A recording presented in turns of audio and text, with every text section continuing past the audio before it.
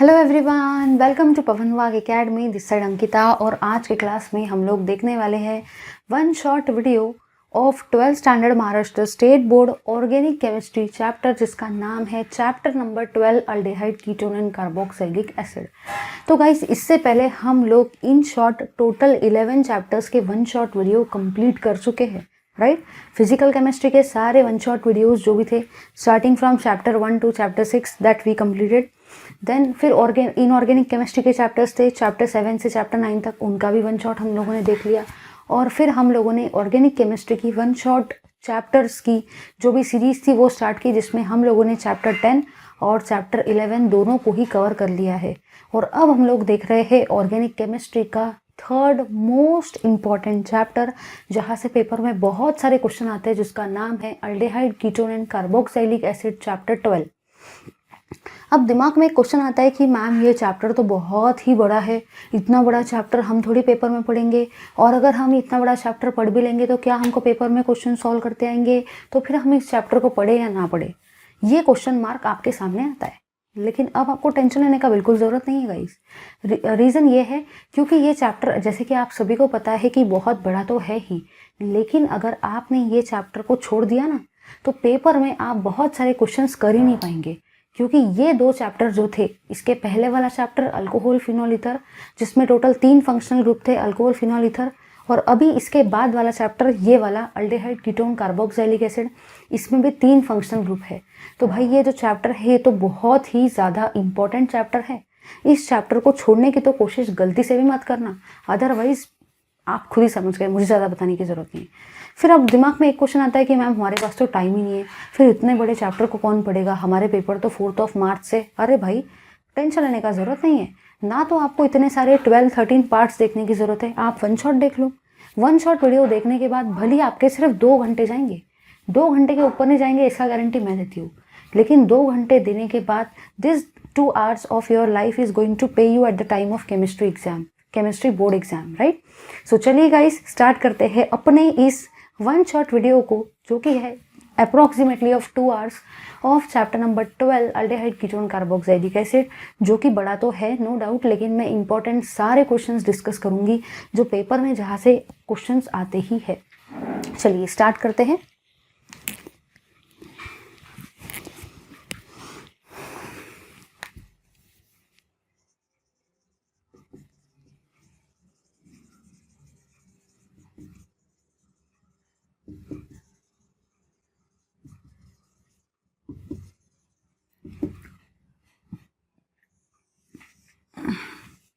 दिमाग में सबसे पहला क्वेश्चन ये आता है कि मैम ये अल्डिहाइड क्या चीज़ है, ये कीटोन क्या चीज़ है, और ये कार्बोक्सिलिक एसिड क्या चीज़ है। सबसे पहले तो आप हमको ये बताओ, बाद में हम लोग देखेंगे। तो ठीक है भाई, सबसे पहले आप लोग देख लेते हैं कि अल्डिहाइड क्या होता है, कीटोन क्या होता है, और कार्बोक्सिलिक एसिड क्या होता है।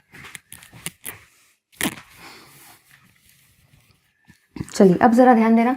सबसे पहली और सबसे काम की चीज़, कहीं पे भी अगर आपको ये वाला फंक्शनल ग्रुप दिखता है C डबल बॉन्डो H, इसी C डबल बॉन्ड H को आप CHO भी बोल सकते हो, क्योंकि आपको ये दिख रहा है C डबल बॉन्डो H, इसका मतलब ये CHO ही तो है ना, तो इसको आप लोग अल्डिहाइड बोलते हो। याद रखना, कहीं पे भी अगर आपको C डबल बॉन्डो H ग्रुप दिखता है या उसी को आप CHO भी बोलते हो, तो आप उसको क्या बोलते हो, अल्डिहाइड बोलते हो। वही अगर कहीं पे भी आपको C double bond O group दिखता है, C डबल बॉन्ड O को ही आप CO भी बोलते हो, तो इस CO का मतलब होता है कीटोन, ठीक है। वहीं अगर कहीं पे भी आपको दिखता है C डबल बॉन्डो OH, इसी C डबल बॉन्ड OH को आप COOH भी बोलते हो, तो इसको आप लोग बोलते हो कार्बोक्सिलिक एसिड। तो आप लोगों ने यहाँ पे 3 चीज़ें देखी। मैंने आपको सबसे पहले 3 टाइप के फंक्शनल ग्रुप बताए। अगर आपको दिखता है C डबल बॉन्डो H मतलब ही CHO, तो आप उसको अल्डिहाइड बोलेंगे। अगर आपको दिखता है C डबल बॉन्ड O, यहाँ पे कोई भी अल्किल ग्रुप अटैच हो सकता है, जहाँ पे मैंने स्पेस दिए वहाँ पे कोई भी R टाइप का अल्किल ग्रुप अटैच हो जाएगा। अगर आपको C डबल बॉन्ड O दिखता है, मतलब ही अगर आपको CO दिखता है, तो आप उसको कीटोन बोलेंगे।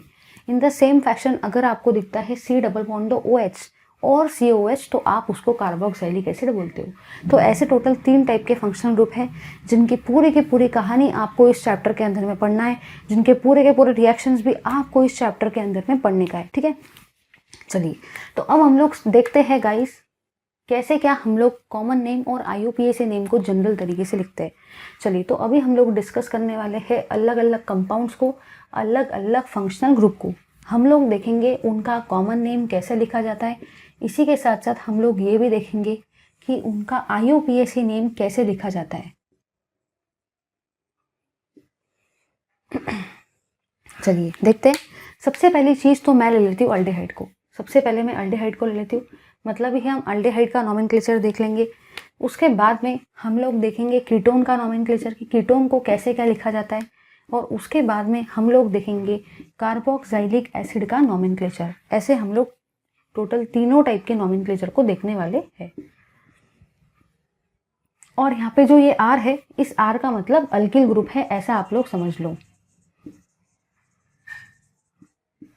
चलिए देखते हैं। सबसे पहली चीज़, अगर आपको अल्डेहाइड दिया जाता है तो ऐसे केस में जितने भी अल्डेहाइड है उनका कोई स्पेसिफिक नेम होता है। मतलब ये जो स्पेसिफिक नेम्स है ये तो आपको रट्टा ही मानने पड़ेंगे। ये स्पेसिफिक नेम्स को हमारे पास कोई जनरल फॉर्म नहीं कि मैं बता दूं कि भाई इसको ऐसे ऐसे लिखा जाता है और आप लोग उसको वैसे वैसे लिख लो, ऐसा पॉसिबल नहीं है।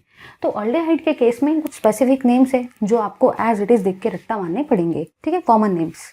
वही अगर मैं बात करती हूँ IUPAC नेम की, तो अल्डेहाइड के लिए आप IUPAC नेम लिखते हो अल्केनल। याद रखना लास्ट में AL है। मैक्सिमम लोग वहाँ पे लास्ट में OL लगा देते हैं, बट आपको गलती से भी वहाँ पे OL नहीं लगाना है। अपन को क्या लगाना है? AL लगाना है। और इस AL का मतलब क्या होता है? अल्डेहाइड। अल्डेहाइड में से ये AL यहाँ पे आया है, समझ गए। तो अल्डेहाइड के केस में कॉमन नेम तो स्पेसिफिक है, उसको आपको ध्यान भी नहीं देना है, लेकिन IUPAC नेम आप कैसा लिखेंगे? अल्केनल के फॉर्म में। वही अगर मैं बात करती हूँ कीटोन की, तो कीटोन का कॉमन नेम लिखने का तरीका होता है अल्किल कीटोन। तो कीटोन के केस में आप कॉमन नेम कैसे लिखेंगे? अल्किल कीटोन के फॉर्म में। बट वही अगर मैं बात करती हूँ IUPAC नेम की, तो आप लोग कीटोन के केस में जो लिखते हो वो रहता है अल्केनोन। ये जो ओन है ना, ये ओन कीटोन के स्पेलिंग से आया है। जैसे अल्डेहाइड में का AL जो है वो इस स्पेलिंग में आया, वैसे कीटोन में का ONE जो है वो इस स्पेलिंग में आया, समझ गए ना। और अगर मैं बात करती हूँ कार्बोक्सिलिक एसिड की, तो कार्बोक्सिलिक एसिड में भी स्पेसिफिक नेम जो होते हैं वो कॉमन नेम में होते हैं, बट IUPAC नेम में हम लोग एक टर्म यूज़ करते हैं जिसका नाम होता है अल्केनोइक एसिड। यहाँ पे आता है आपका ओइक एसिड। तो ये जो ओइक एसिड है वो देखो कहाँ से आया है, ये O जो है वो, और ये जो इक जो है वो, तो ये O और ये इक से यहाँ पे आया ओइक एसिड। चलो एक बार रिवाइज कर लेते हैं। अब ज़रा ध्यान से सुनो, पेपर में कॉमन नेम से कोई भी क्वेश्चन नहीं आएगा, इसलिए कॉमन नेम के बारे में ज़्यादा टेंशन लेने का ज़रूरत नहीं है। लेकिन पेपर में IUPAC नेम से हर साल क्वेश्चन आते हैं, मतलब IUPAC नेम इम्पॉर्टेंट है। तो आप अल्डेहाइड, कीटोन और कार्बोक्सिलिक एसिड तीनों का ही IUPAC नेम बहुत ही अच्छे तरीके से कर लो, क्योंकि मैं आपको गारंटी देती हूँ कि पेपर में IUPAC नेम से तो एक क्वेश्चन रहेगा ही रहेगा, समझ गए ना। तो अल्डेहाइड का IUPAC नेम कैसे लिखेंगे? अल्केनल। कीटोन का IUPAC नेम अल्केनोन, और कार्बोक्सिलिक एसिड का IUPAC नेम अल्केनोइक एसिड। अच्छे से याद कर लेना, ले लो इस पार्ट का स्क्रीनशॉट।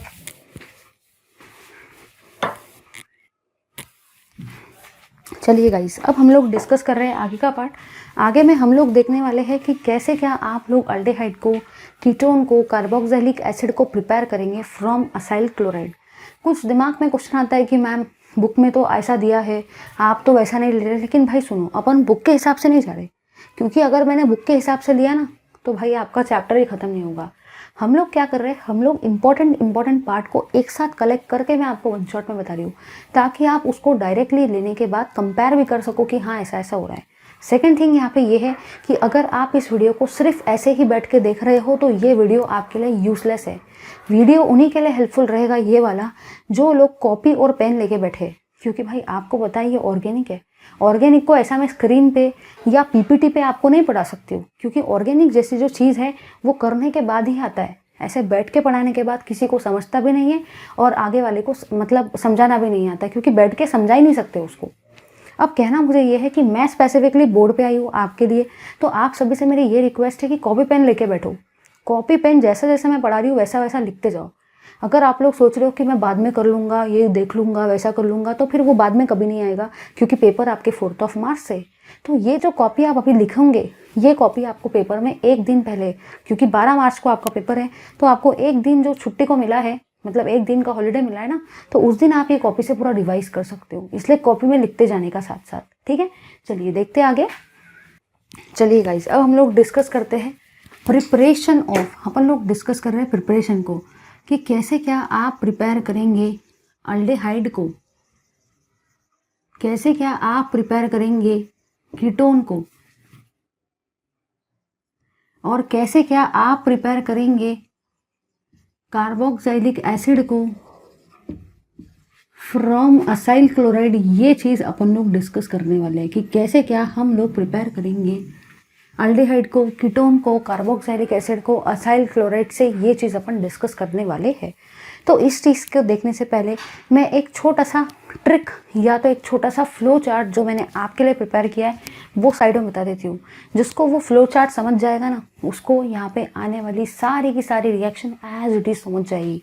तो चलिए गाइस डिस्कस करते हैं पहले तो उस फ्लो चार्ट को जो मैंने आप सबके लिए बहुत बढ़िया तरीके से किया है प्रिपेयर, लेकिन इसको लिखने का, ठीक है, साइड बाय साइड लिखते चलो। चलो आगे देखते हैं।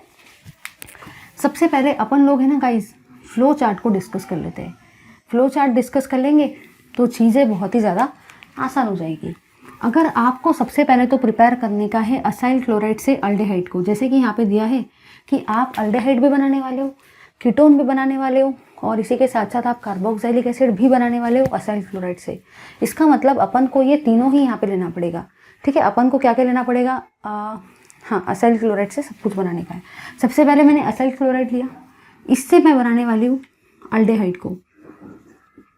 असाइल क्लोराइड से मैंने बनाया अल्डेहाइड को, तो ये हुआ मेरा अल्डेहाइड।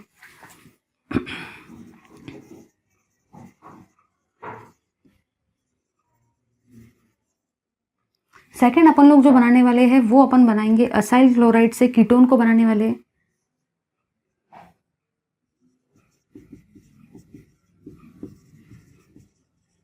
और थर्ड केस में हम लोग असाइल क्लोराइड से बनाने वाले हैं कार्बोक्सिलिक एसिड को।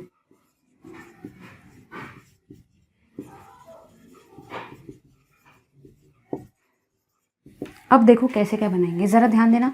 सबसे पहले केस में आप असाइल क्लोराइड के अंदर में जो डालेंगे वो रहता है hydrogen in presence of palladium BaSO4। इसके प्रेजेंस में हम लोग ये रिएक्शन करने वाले। इसी रिएक्शन का एक और नाम होता है रोजेनमंड रिडक्शन रिएक्शन। याद रखना, इसी रिएक्शन को हम लोग रोजेनमंड रिडक्शन रिएक्शन भी बोलते हैं। तो कैसे क्या बोलते हैं, असाइल क्लोराइड से जब आप अल्डेहाइड बनाते हो तो उस प्रोसेस को आप लोग रोजेनमंड रिडक्शन रिएक्शन भी बोलते हो। असाइल क्लोराइड से अगर आपको कीटोन को बनाना है तो ऐसे केस में आप लोग इसके अंदर में डालते हो अल्काइल कैडमियम को। याद रखना, जब आप अल्काइल कैडमियम को डालते हो तो उससे आपका कीटोन बनता है। और थर्ड केस में आप असाइल क्लोराइड से अगर आपको कार्बोक्सिलिक एसिड को बनाने का है तो आप इसमें वाटर को डालते हो। तो समझ गया अभी सभी को। तो बेसिकली ये एक छोटा सा फ्लो चार्ट है। इस फ्लो चार्ट को ऐसे वैसे मत समझना। ये फ्लो चार्ट से मैक्सिमम क्वेश्चंस आप सॉल्व कर पाते हो, क्योंकि यहीं से कम 6 से 7 क्वेश्चन बनते हैं। बट मैंने आपके वो 6 से 7 क्वेश्चंस को एक ये 3 रिएक्शन के फ्लो चार्ट के फॉर्म में ही आपको दे दिया। तो अगर आपको ये चीज़ समझ गई तो आपसे पूरे क्वेश्चन हो जाएंगे। तो याद रखना, अगर असाइल क्लोराइड से आपको अल्डेहाइड बनाना है तो आप लोग उसके अंदर डालते हो hydrogen in presence of palladium BaSO4। उस रिएक्शन को आप लोग रोजेनमंड रिडक्शन रिएक्शन भी बोलते हो।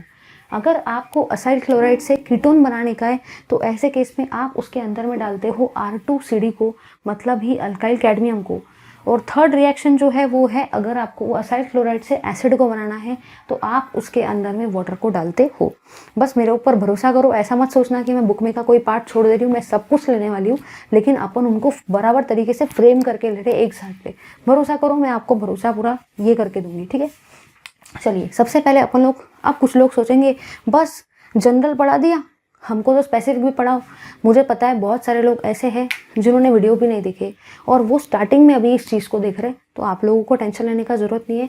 मैं आप सभी के लिए स्पेसिफिकली कुछ स्पेसिफिक रिएक्शंस भी लेने वाली हूँ, जो पेपर में अगर आ गए तो आपसे क्वेश्चन आराम से हो जाएगा। चलिए डिस्कस करते हैं। तो सबसे पहले अपन लोग ले रहे हैं CH3C डबल बॉन्ड OCl को। इसी को बोलते हैं इथेनॉल क्लोराइड या तो असाइल क्लोराइड। दोनों में से आप कोई भी नाम इसको दे सकते हो। इससे आपको बनाने का है अल्डेहाइड को।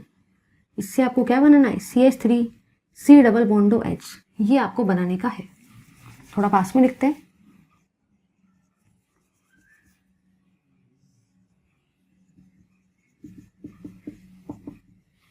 ठीक है, अब देखो आपको क्या करने का है, आपने कुछ भी नहीं किया। ये था असाइल क्लोराइड, इसी असाइल क्लोराइड को आप इथानोइल क्लोराइड भी बोलते हो। अब याद रखना कि पेपर में मैंने R वाले रिएक्शन पेपर में नहीं आते, इसलिए स्पेसिफिक रिएक्शन आते हैं, इसलिए मैं भी आपको स्पेसिफिक रिएक्शन ही लेके पढ़ा रही हूँ। R वाले रिएक्शन पढ़ाना मतलब आपका वेस्ट ऑफ टाइम है, इसलिए मैं खुद भी आपके लिए स्पेसिफिक रिएक्शंस को ही ले रही हूँ और वही रिएक्शन आपके लिए डिस्कस कर रही हूँ। ठीक है, तो आपको टेंशन लेने का ज़रूरत नहीं, पेपर में इसके अलावा और कोई चीज़ नहीं पूछी जा सकती है। जो पूछा जा सकता है वो सभी मैं डिस्कस करवा लेती हूँ। ठीक है, तो चलो, अगर आपको असाइल क्लोराइड से अल्डेहाइड बनाने का है तो ज़्यादा टेंशन नहीं लेने का, सिर्फ याद रखना असाइल क्लोराइड से अल्डेहाइड बनाना है तो क्या डालते हैं, hydrogen in presence of palladium BaSO4। अगर आपने हाइड्रोजन को डाला इन प्रेजेंस ऑफ पल्लाडियम BaSO4, उसी रिएक्शन को आप रोजेनमंड रिडक्शन रिएक्शन भी बोलते हो। तो याद रखना इस टाइप के रिएक्शन से आप असाइल क्लोराइड से अल्डेहाइड बना सकते हो। इसका नाम होता है एसिटाल्डेहाइड। ये रिएक्शन डायरेक्ट हो जाती है। ठीक है, चलिए आगे देखते हैं। अब जो सेकंड रिएक्शन है, देखो असाइल क्लोराइड से अल्डेहाइड वाली रिएक्शन वो मैंने उसी के लाइन में डिस्कस कर रही। अब अपन डिस्कस कर रहे हैं असाइल क्लोराइड से कीटोन वाली रिएक्शन को। तो चलो डिस्कस करते हैं स्पेसिफिक रिएक्शन लेके। सबसे पहले तो मैंने असाइल क्लोराइड को लिया और इससे अब मुझे बनाने का है CH3 C डबल बॉन्डो CH3, मतलब कि मुझे कीटोन बनाने का है। तो अगर असाइल क्लोराइड से आपको कीटोन बनाना है तो आप इसके अंदर में क्या डालते हो, R2CD। R2CD का मतलब ही क्या होता है, अल्काइल कैडमियम। तो जब आप असाइल क्लोराइड के अंडर में अल्काइल कैडमियम को डालते हो तो आपको कीटोन मिलता है। ये तो आपको रट्टा ही मानना पड़ेगा, समझ गए ना। तो चलो, अगर आपको इससे कीटोन बनाने का है तो आप इसके अंदर में देखो क्या डालेंगे, अल्काइल कैडमियम। सबसे पहली और सबसे काम की चीज़ ये है, आपको एक चीज़ दिमाग में यहाँ पे ये फिट करना है कि जो R है, इस R के जगह पे मैंने मिथिल क्यों लिया। देखो इधर, यहाँ पे एक तरफ तो CH3 है, तो भाई एक तरफ भी CH3 है। यहाँ पे आपको CO भी दिख रहा है, यहाँ पे भी आपको CO दिख रहा है, बट आपको एडिशनली पेपर में जो प्रोडक्ट बनाने को आएगा वो यहाँ पे CH3 एक और दिख रहा है। तो पहले से एक CH3 तो ऑलरेडी था, पहले से एक C डबल बॉन्ड O भी ऑलरेडी था, लेकिन अब आपको एक्स्ट्रा में एक और CH3 चाहिए, इसलिए आपने कैडमियम के साथ में भी और किसको लिया, CH3 को लिया। समझ गए ना, क्योंकि दिमाग में एक क्वेश्चन आता है कि भाई यहाँ पे कैडमियम के साथ में जो अल्काइल मैंने लिया है वो CH3 क्यों लिया। रीज़न ये है क्योंकि आपको प्रोडक्ट में एक और CH3 चाहिए, तो कहीं ना कहीं आपको कैडमियम के साथ तो CH3 ही लेना पड़ेगा, जो चाहिए वही लेना पड़ेगा। अब देखो क्या होता है, ये चीज़ आप 2 टाइम्स लेते हो, तो अब यहाँ पे आपको दिख रहा है CH3, ये CH3, ये C डबल बॉन्डो, ये C डबल बॉन्डो, और दूसरा जो CH3 है वो आपका यहाँ से आया, ये भी बना 2 टाइम्स। इसी के साथ साथ यहाँ पे एक बाई प्रोडक्ट भी बनता है जो कि होता है CdCl2। तो CdCl2 जो होता है वो आपका बाई प्रोडक्ट होता है, और ये है आपका मेन प्रोडक्ट जिसका नाम है एसीटोन, जो कि कीटोन है, और ये है असाइल क्लोराइड।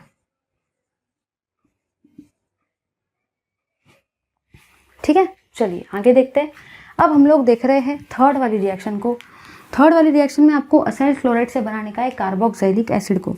तो सबसे पहले अपन लोग असाइल क्लोराइड को लेंगे, और अगर आपको इससे बनाना है कार्बोक्सिलिक एसिड को तो याद रखना कि कभी भी अगर असाइल क्लोराइड से कार्बोक्सिलिक एसिड को बनाने का है तो असाइल क्लोराइड में आपको क्या डालना पड़ता है, वाटर डालना पड़ता है। तो चलिए अब इसके अंदर में हम लोग डालेंगे वाटर को। याद रखना वाटर में हमेशा 2 चीज़ें होती है, एक होता है H, एक होता है OH। तो सबसे पहले यहाँ से H और यहाँ से जो Cl है वो HCl के फॉर्म में यहाँ से बाहर निकल जाएंगे, क्योंकि वाटर में तो 2 चीज़ें हैं, H और OH। यहाँ से H, यहाँ से Cl, HCl के फॉर्म में बाहर निकल गए। तो क्या क्या बचा, यहाँ पे आपका बचा है CH3 C डबल बॉन्डो, और यहाँ पे बचा है आपका OH। आपने इन दोनों को जोड़ दिया और इससे एसिड को बना लिया। इन दोनों को आपने जोड़ दिया और इससे आपने क्या बनाया, इससे आपने बनाया एसिटिक एसिड, जो कि आपका कार्बोक्सिलिक एसिड है।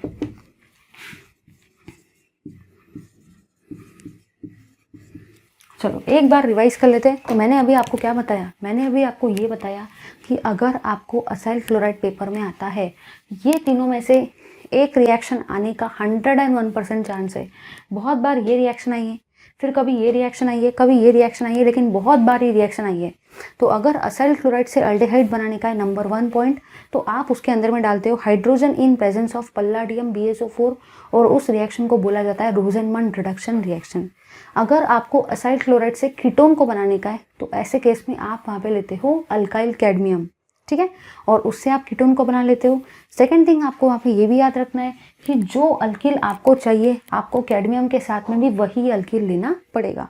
तीसरा पॉइंट, अगर आपको असाइल क्लोराइड से एसिड बनाने का है तो आप उसके अंदर में वाटर डालेंगे और उससे एसिड को बना लेंगे, ठीक है। ले लो इस पार्ट का स्क्रीनशॉट। एक रिएक्शन यहाँ से 101% आने के चांसेस है।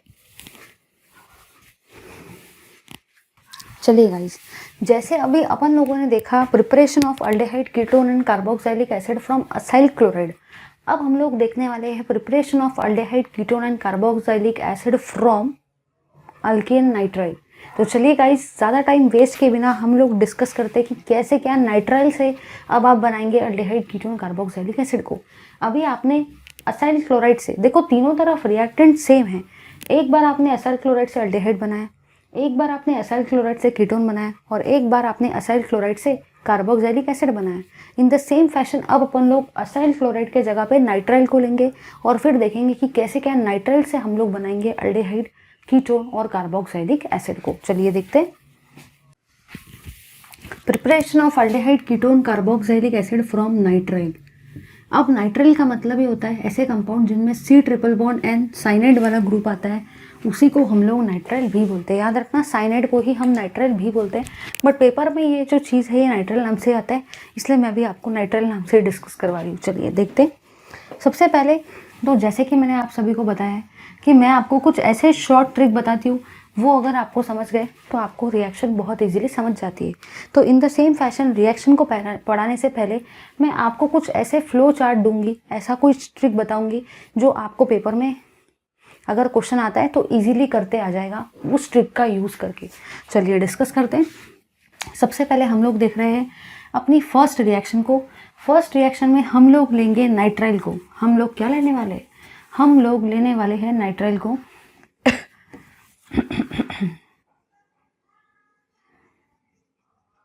मैंने नाइट्राइल को लिया, और अगर आपको नाइट्राइल से बनाने का है अल्डेहाइड को तो ये फर्स्ट वाली रिएक्शन में अपन डिस्कस करेंगे। सेकेंड रिएक्शन में हम लोग देखेंगे कि कैसे क्या हम नाइट्राइल से कीटोन को बनाते हैं, और थर्ड रिएक्शन में हम लोग डिस्कस करेंगे कि कैसे क्या हम लोग नाइट्राइल से एसिड को बनाते हैं जिसका नाम होता है कार्बोक्सिलिक एसिड।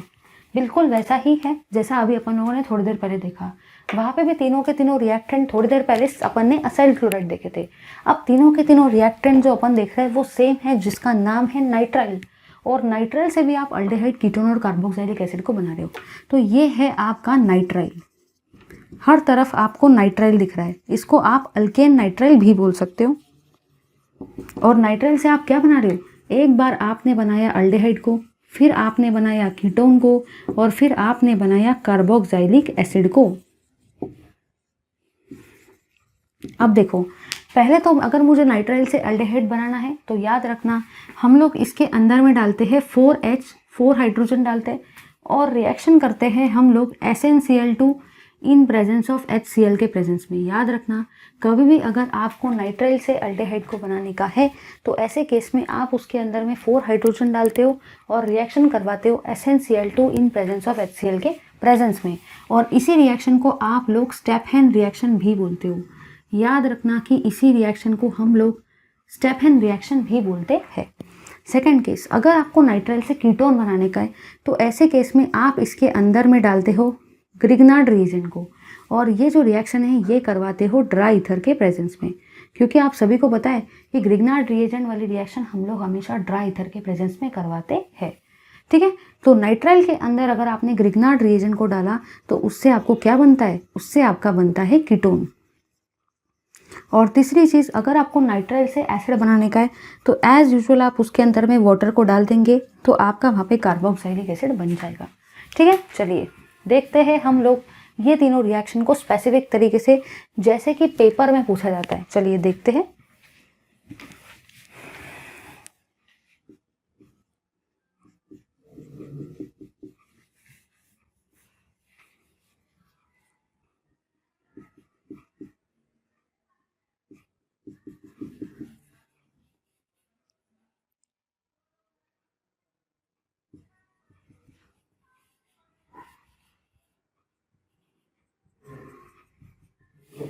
चलिए स्टार्ट करते हैं। सबसे पहले तो मैंने लिया साइनाइड को, और साइनाइड से ये जो है ये इसका नाम होता है, साइनाइड भी बोल सकते हो नाइट्रल भी बोल सकते हो, क्योंकि साइनाइड और नाइट्रल एक ही चीज़ है। इसका नाम होता है इथेन नाइट्रल, क्योंकि यहाँ पे 2 कार्बन है और आपको नाइट्रल दिख रहा है, तो उसको आप लोग क्या बुलाते हो, इथेन नाइट्रल।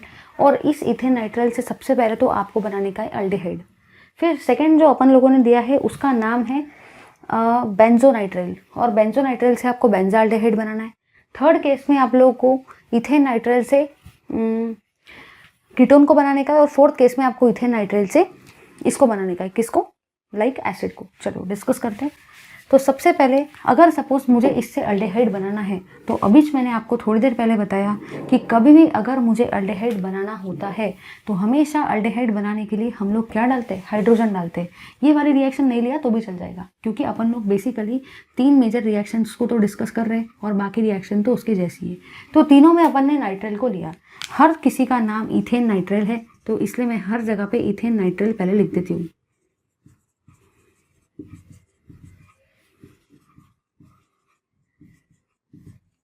चलो अब आपको सबसे पहले तो बनाने का इथेन नाइट्राइल से अल्डिहाइड को। तो अब आप ही सोचो भाई कि अगर आपको इथेन नाइट्राइल से अल्डिहाइड को बनाना है तो आपको नाइट्राइल से अल्डिहाइड बनाने के लिए क्या डालना पड़ता है, 4 हाइड्रोजन। तो अब अपन लोग इसके साथ में लेंगे 4 हाइड्रोजन, और रिएक्शन जो है वो किसके प्रेजेंस में करवाएंगे, SnCl2 in presence of HCl। तो अभी आपको समझ में आया कि मैंने इसके अंदर में 4 हाइड्रोजन और SnCl2 in presence of HCl क्यों डाला। रीज़न ये है क्योंकि मुझे नाइट्राइल से अल्डिहाइड बनाना है, और नाइट्राइल से अल्डिहाइड बनाने के लिए हम लोग हमेशा उसमें 2 चीज़ें डालते हैं, 4 हाइड्रोजन और SnCl2 in presence of HCl। और इसी रिएक्शन को आप लोग क्या बोलते हो, स्टेपहेन रिएक्शन। तो चलो अब अपन लोग डिस्कस करते हैं स्टेपहेन रिएक्शन को। करना कुछ भी नहीं है, यहाँ पे अगर आप ध्यान से देखते हो तो यहाँ पे आपको टोटल 4 हाइड्रोजन दिख रहे हैं, तो मैंने चारों हाइड्रोजन को अच्छे से लिख दिया। ठीक है, चलो देखते हैं कि बेसिकली कैसे क्या होगा। चारों हाइड्रोजन को लिखने के बाद अब देखो आपको क्या करने का है। ध्यान से देखना, यहाँ पे ये जो कार्बन है, ये वाला कार्बन, ठीक है, इस कार्बन के पास में आप लोग भेजेंगे 1 हाइड्रोजन। ठीक है, सेकेंड वाला जो हाइड्रोजन है वो आप लोग भेजेंगे इस कार्बन के पास में। ठीक है, तो इस तरीके से आपको रिएक्शन को करना है। सॉरी, यहाँ पे 4 हाइड्रोजन नहीं है, यहाँ पे 2 हाइड्रोजन है, क्योंकि आपको 2 ही हाइड्रोजन का नीड है ना, इसलिए मैंने इसके अंदर में 2 ही हाइड्रोजन को लेने का है। ठीक है, तो मैंने यहाँ पे टोटल 2 हाइड्रोजन लिए। 1 हाइड्रोजन जो है वो एक कार्बन पे गया, सेकेंड हाइड्रोजन जो है वो नाइट्रोजन पे गया। ठीक है, अब देखो क्या होगा, ये है आपका CH3, ये है आपका C, ये है आपका नाइट्रोजन। ठीक है, ध्यान देना, आप लोगों ने यहाँ पे ये देखा कि 1 हाइड्रोजन को आपने कार्बन के पास भेजा, तो ये वाला हाइड्रोजन है वो वाला जिसको आपने कार्बन के पास भेजा, और सेकेंड हाइड्रोजन जो है उसको आपने नाइट्रोजन के पास भेजा। तो इतना काम आपने कर लिया। फिर आपने यहाँ पे ये भी देखा होगा कि यहाँ पे पहले तो 3 बॉन्ड थे, अब आपने एक एटम को एक एटम के पास भेजा, दूसरे एटम को दूसरे एटम के पास भेजा। तो जब आपने दोनों तरफ एडिशन करवाया तो ये ट्रिपल बॉन्ड का कन्वर्शन कौन से बॉन्ड में हो जाएगा, डबल बॉन्ड में। इसलिए मैंने ट्रिपल बॉन्ड को डबल बॉन्ड में कन्वर्ट किया। रीज़न ये है क्योंकि आपने 1 हाइड्रोजन को एक एटम पे ऐड किया, दूसरे हाइड्रोजन को दूसरे एटम पे ऐड किया, तो ट्रिपल बॉन्ड को मैंने डबल बॉन्ड में कन्वर्ट कर दिया। इसी के साथ साथ यहाँ पे पहले से एक HCl भी प्रेजेंट था, तो उस HCl को भी मैंने यहाँ पे लिख दिया। तो आपने यहाँ पे क्या क्या काम किया, आपने यहाँ पे सबसे पहले इथेन नाइट्राइल को लिया, उसके अंदर 2 हाइड्रोजन को डाले, 1 हाइड्रोजन को कार्बन पर, 1 हाइड्रोजन को नाइट्रोजन पर, और उस रिएक्शन को करवाया SnCl2 in presence of HCl के प्रेजेंस में। फिर जब एक हाइड्रोजन को डाला और एक HCl को भी यहाँ पे आपने ऐड कर दिया। लास्ट स्टेप में आप लोग क्या करवाते हो मालूम है, लास्ट स्टेप में आप लोग इसका करवाएंगे हाइड्रोलिसिस। हाइड्रोलिसिस मतलब ही H3O+ का एडिशन, क्योंकि उसी को आप लोग हाइड्रोलिसिस बोलते हो।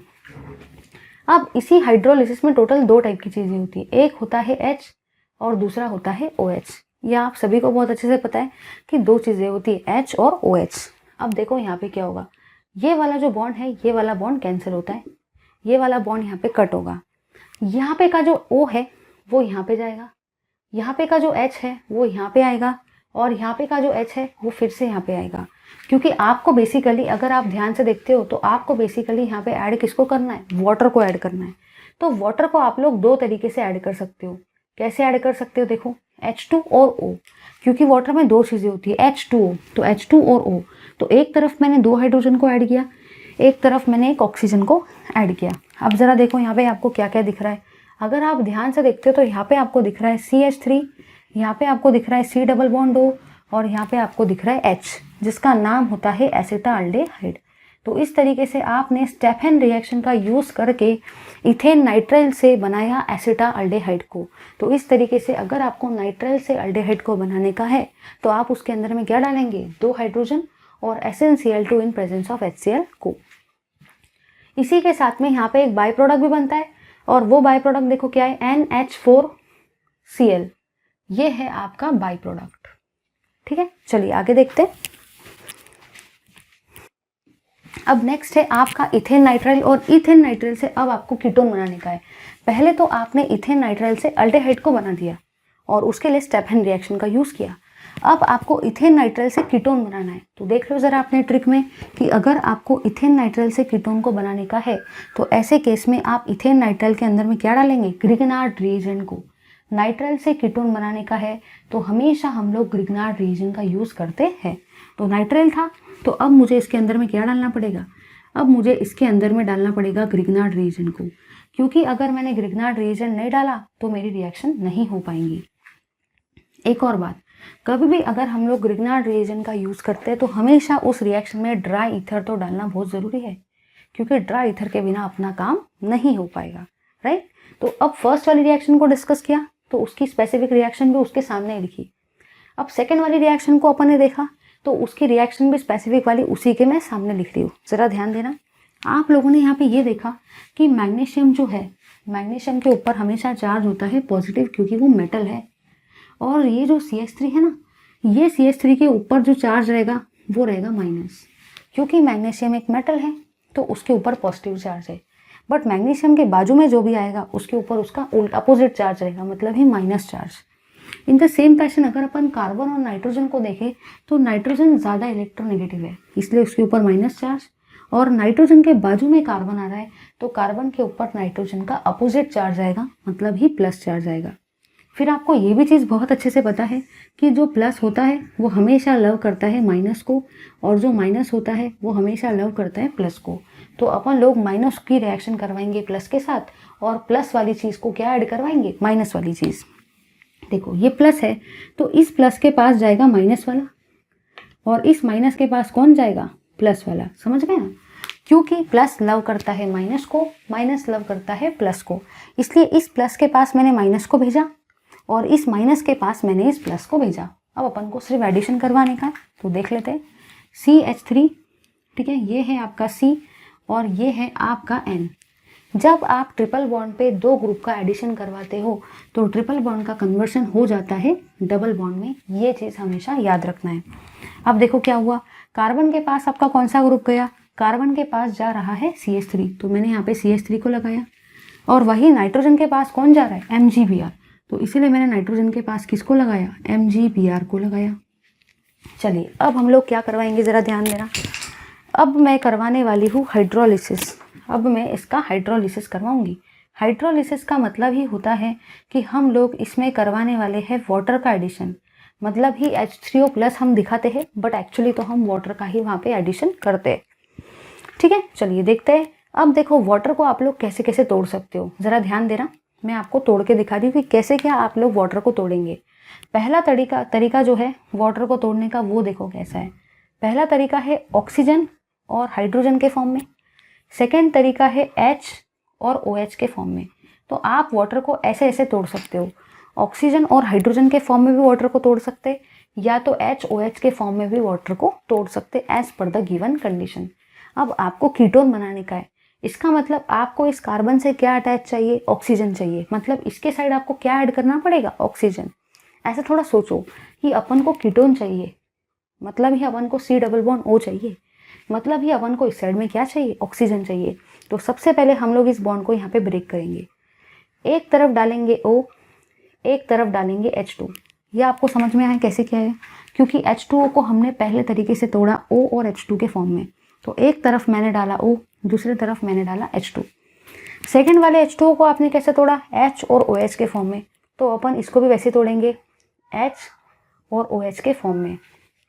तो पहले मैंने इस बॉन्ड को तोड़ा O और H2 के फॉर्म में, फिर मैंने इस बॉन्ड को तोड़ा H और OH के फॉर्म में, क्योंकि वाटर को अपन लोग दोनों तरीके से ब्रेक कर सकते हैं।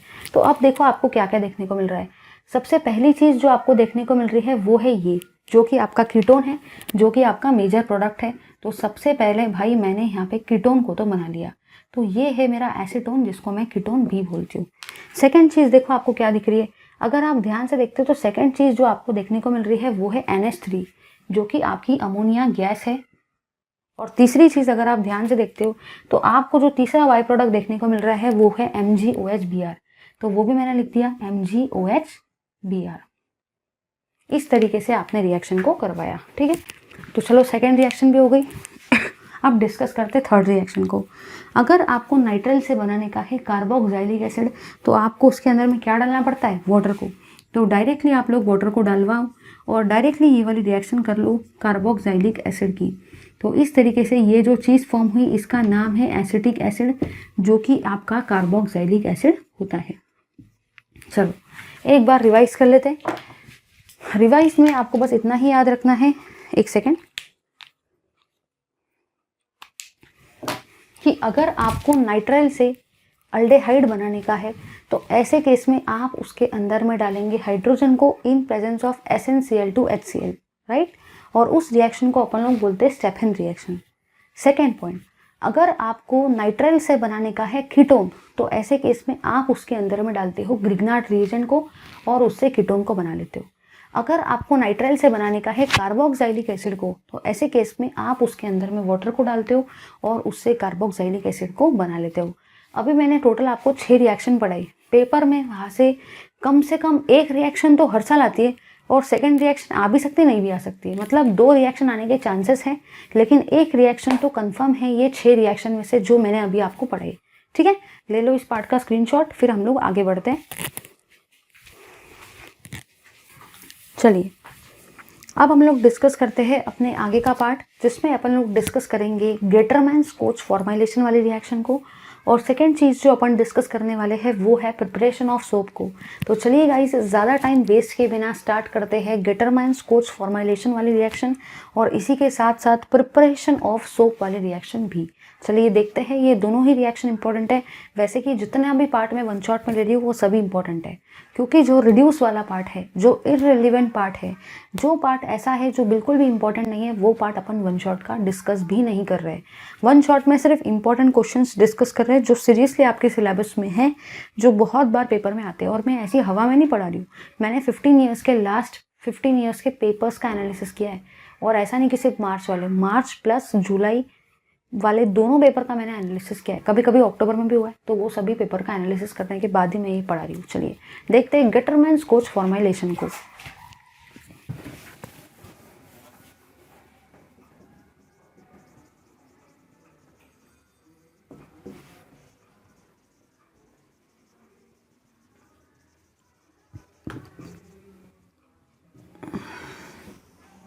चलिए गेटरमैन-स्कोच फॉर्मुलेशन एक इंपॉर्टेंट रिएक्शन है। पेपर में अगर क्वेश्चन आया तो डायरेक्ट आता है, ऐसा नहीं कि रिएक्शन वगैरह घुमा फिरा के या ऐसा कुछ नहीं है, डायरेक्ट पेपर में लिखा रहता है।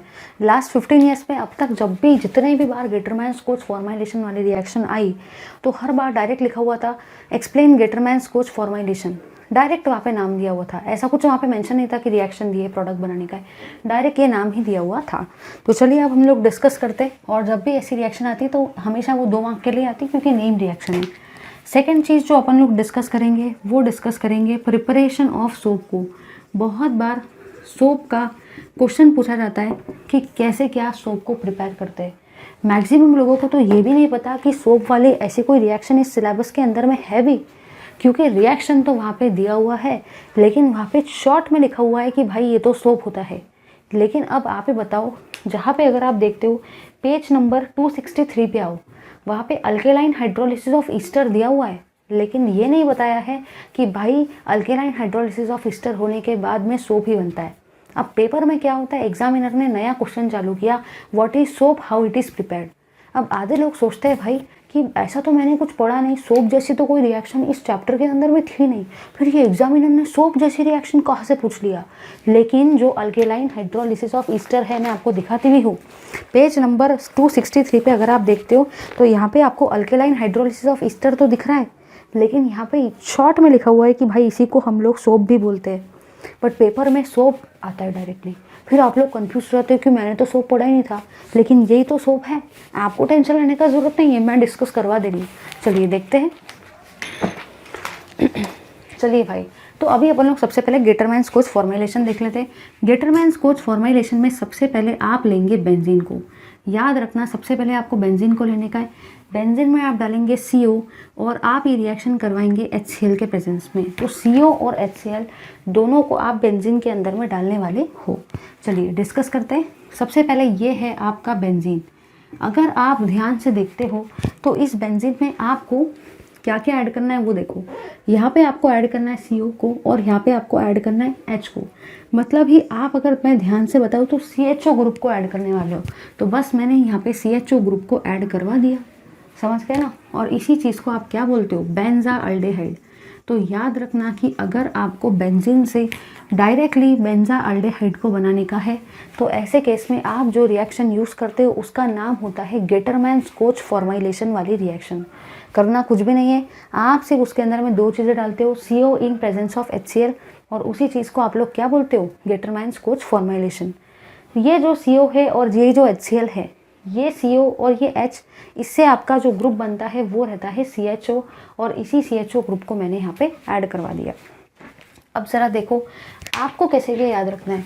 तो कोच के स्पेलिंग में ही आपको CO दिखता है, इसका मतलब ऐसे आपको एक ट्रिक मिल जाती है कि कोच के स्पेलिंग में ही CO आ रहा है, इसका मतलब ही आप यहाँ पे CO लेने वाले हो। ये आपको कोच के स्पेलिंग से ही समझ में आ जाता है। सेकेंड थिंग, यहाँ पे इसका नाम ही है फॉर्मुलेशन, इसका मतलब ही आप फॉर्मिल ग्रुप को भी ऐड करवाने वाले हो। इसका मतलब फॉर्मिल ग्रुप मतलब ही क्या होता है, आप वहाँ पे CHO ग्रुप को भी ऐड करवाने वाले हो, समझ गए। तो आपको इससे ये पता चला कि जब आपको बेंजीन से बेंजाल्डेहाइड को बनाना है गेटरमैन्स कोच फॉर्मुलेशन वाली रिएक्शन का यूज़ करके, तो कोच के स्पेलिंग में ही आपको CO दिख रहा है, इसका मतलब आपको एक आइडिया मिल जाएंगे कि भाई मेरे को CO तो उसमें ऐड करने का है। सेकेंड पॉइंट, नाम ही है फॉर्मुलेशन।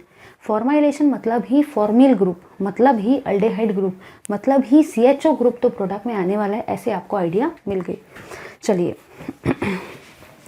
अब हम लोग डिस्कस कर रहे हैं प्रिपरेशन ऑफ सोप को, कि बेसिकली कैसे क्या आप सोप को बनाते हो। चलिए देखते हैं। इसी सोप को बनाने के लिए जो मेथड का हम लोग यूज़ करते हैं उसको हम लोग बोलते हैं अल्केलाइन हाइड्रोलिसिस ऑफ ईस्टर। याद रखना, इसी चीज़ को हम लोग क्या बोलते हैं, इसी चीज़ को हम लोग बोलते हैं अल्केलाइन हाइड्रोलिसिस ऑफ ईस्टर, क्योंकि आप ईस्टर का अल्केलाइन हाइड्रोलिसिस करवाते हो और उससे आप क्या बनाते हो, सोप को बनाते हो। ठीक है, चलिए सबसे पहले तो मैं ईस्टर को लूँगी, क्योंकि ईस्टर लिए बिना तो अपना काम नहीं होगा। C2H5 C double bond O और CH3, ये है आपका ईस्टर जो मैंने यहाँ पे लिया। इसका नाम है मिथिल, और यहाँ पे आपको दिख रहे हैं टोटल 3 कार्बन, इसलिए हम इसको बोलते हैं मिथिल प्रोपैनोएट, क्योंकि आपने यहाँ पे लिया मिथिल और यहाँ पे आपने लिया प्रोपैनोएट, तो आपने नाम क्या दिया, मिथिल प्रोपैनोएट, और यही है आपका ईस्टर। ठीक है, अब देखो आप लोग इसके अंदर में क्या डालने वाले हो। आप लोग इसके अंदर में डालने वाले हो NaOH को।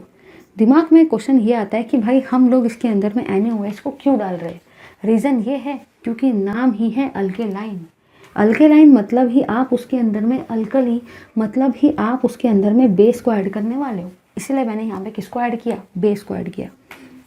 अब देखो यहाँ पे होता क्या है, यहाँ पे आपको करवाना कुछ भी नहीं है, सिर्फ मैं जो बता रही हूँ बस उतना ही काम करना है, तो आपका काम वैसे भी यहाँ पे हो जाएगा। यहाँ से आप निकालेंगे CH3 और यहाँ से आप निकालेंगे OH, मतलब आप क्या निकाल रहे हो, CH3OH। तो सबसे पहले आपने छोटे मोटे बाय प्रोडक्ट मिथेनॉल को, या तो आप कह सकते हो मिथिल अल्कोहल को, जो कि आपका इस रिएक्शन का बाय प्रोडक्ट है, उसको सबसे पहले रिमूव करवा दिया। अब देखो आपको क्या करना है, यहाँ पे क्या क्या बचा है, यहाँ पे बचा है सबसे पहले तो इतना part C2H5 C double bond O, और यहाँ पे बचा है आपका Na। इन दोनों को आप ऐड करवा देंगे। देखो ये है आपका C2H5, उसके बाद में ये है आपका C डबल बॉन्ड O, ये है आपका O, और यहाँ पे आपको क्या दिख रहा है, Na। तो इस तरीके से यहाँ पे जो भी चीज़ बनी है उसका नाम देखो क्या है, उसका नाम है सोडियम प्रोपैनोएट। इसको बोला जाता है सोडियम प्रोपैनोएट, और ये जो सोडियम प्रोपैनोएट है यही है आपका सोप। और इस तरीके से आप लोग सोप को बनाते हो। तो अब आपको क्या क्या याद रखना है एक बार देख लो। सबसे पहली और सबसे काम की चीज़, अगर आपको सोप बनाने को बोला जाता है तो याद रखना कि जब आप अल्केलाइन हाइड्रोलिसिस ईस्टर का करवाते हो तो उससे आपका सोप बनता है। तो आपने सबसे पहले ईस्टर को यहाँ पे लिया, उसमें NaOH को डाला, CH3OH यहाँ से बाहर कर दिया, मतलब ही आपने मिथेनॉल को बाहर निकाल लिया। तो क्या क्या बचा, C2H5, C double bond O, तो उसको मैंने एज इट इज़ लिखा, और यहाँ पे बचा है Na। तो इस तरीके से आपकी सोप फॉर्म हो गई। ले लो इस पार्ट का स्क्रीनशॉट। चलिए गाइस, अब हम लोग इसके आगे में जो पार्ट डिस्कस कर रहे हैं वो है आपका कि कैसे क्या आप लोग स्टाइरीन का यूज़ करके, मतलब कैसे क्या आप लोग फिनिल इथीन का यूज़ करके बनाएंगे बेंजोइक एसिड को। तो चलिए गाइस, ज़्यादा टाइम वेस्ट किए बिना डिस्कस करते हैं इस सबसे इम्पॉर्टेंट रिएक्शन को, जो पेपर में पता नहीं क्यों एग्जामिनर की बहुत ज़्यादा फेवरेट होती है और वो उसको बार बार पूछते जाता है। तो चलिए डिस्कस करते हैं वो बार बार पूछे जाने वाली रिएक्शन, जिसका नाम है preparation of benzoic acid from what, styrene और फिनिल इथीन। चलिए देखते हैं। चलिए, तो अभी हम लोग डिस्कस कर रहे हैं preparation of benzoic acid from styrene, और स्टाइरीन का ही एक और नाम होता है फिनिल इथीन। अब आपको देखो एक और चीज़ क्या दिमाग में याद रखनी, दिमाग में आपको ये चीज़ फिट कर लेना है कि बुक में इसको फिनिल इथीन नाम से दिया हुआ है, लेकिन पेपर में ये बहुत कम बार फिनिल इथीन नाम से पूछी जाती है। ये रिएक्शन हर बच्चा पढ़ के जाता है, बट ये रिएक्शन हर एक बच्चे को पेपर में सॉल्व करते नहीं आती। रीज़न ये है क्योंकि बुक में इसका नाम दिया है फिनिल इथीन, और आधे से ज़्यादा पब्लिक को यही नहीं पता कि फिनिल इथीन का मतलब ही स्टाइरीन होता है, और पेपर में ये स्टाइरीन नाम से आता है। समझ गए ना। तो अगर आपको ये नहीं पता कि स्टाइरीन को मतलब ही फिनिल इथीन होता है तो आप लोग इस रिएक्शन को सॉल्व नहीं कर पाएंगे। चलिए डिस्कस करते हैं। सबसे पहले अपन लोग लेंगे फिनिल इथीन को, जिसको आप लोग स्टाइरीन भी बुला सकते हो। इसको आप ऐसे अंदर में गोल करके भी लिख सकते हो, कैसे भी लिख सकते हो, ऐसा नहीं कि ऐसा ही लिखना है। जैसा मैंने लिखा है ज़रूरी नहीं आपको वैसे लिखना है, आप इसको ऐसे ऐसे भी लिख सकते हो, ऐसे भी लिख सकते हो। तो ये है आपका स्टाइरीन, जिसको आप लोग फिनिल इथीन भी बोलते हो। इसके अंदर में देखो आप लोग क्या डालने वाले हो, इसके अंदर में आप लोग जो डालने वाले हो वो है एसिडिक KMnO4। ठीक है, इसी एक सेकेंड, हाँ, इसी एसिडिक KMnO4 को आप ऐसा भी ले सकते हो, KMnO4 in presence of dilute H2SO4। याद रखना, ये जो KMnO4 जो यहाँ पे है वही KMnO4 यहाँ पे है, बट यहाँ पे मैंने एसिडिक लिखा है। एसिडिक का मतलब ही ये हुआ कि KMnO4 को लिया जाएगा इन presence of dilute H2SO4 which is a acid, क्योंकि नाम है एसिडिक KMnO4। तो KMnO4 तो नो डाउट मैंने लिया, लेकिन एसिडिक है, इसका मतलब इसके अंदर मैंने क्या डाला, डाइल्यूट H2SO4 को भी डाला। तो डायरेक्टली जब आप फिनिल इथीन के अंदर में या तो स्टाइरीन के अंदर में एसिडिक KMnO4 को डालते हो, मतलब ही KMnO4 in presence of dilute H2SO4 को डालते हो, तो डायरेक्टली ये कन्वर्ट हो जाता है आपके बेंजोइक एसिड में। तो इस तरीके से ये रिएक्शन होती है। चलिए, अब इसके आगे वाली जो रिएक्शन अपन डिस्कस कर रहे हैं वो हम लोग देखेंगे कि कैसे क्या कार्बोक्सिलिक एसिड को आप लोग प्रिपेयर करते हो ड्राई आइस से। और ये बहुत ही इंपॉर्टेंट क्वेश्चन है, नो डाउट जितने भी रिएक्शन मैं ले रही हूँ वो सभी इंपॉर्टेंट है, और क्योंकि अनइम्पॉर्टेंट रिएक्शन, जो रिएक्शन इंपॉर्टेंट है नहीं वो रिएक्शन तो मैं खुद भी डिस्कस नहीं कर रही हूँ, है ना। तो चलिए अब देखते हैं, वेरी वेरी इंपॉर्टेंट, बहुत ही खास इंपॉर्टेंट रिएक्शन है, जो आप लोगों ने अगर प्रीवियस ईयर को देखा होगा तो आपको भी समझा होगा कि कितने बार ये रिएक्शन आई है। तो अपन लोग अभी डिस्कस कर रहे हैं preparation of carboxylic acid from dry ice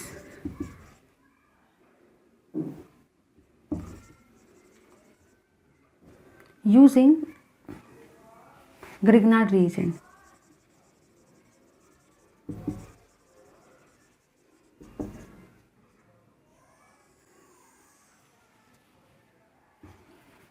चलिए अब ज़रा यहाँ पे ध्यान से देखना, आप लोगों ने यहाँ पे ये देखा कि आपको कार्बोक्सिलिक एसिड को प्रिपेयर करना है ड्राई आइस से।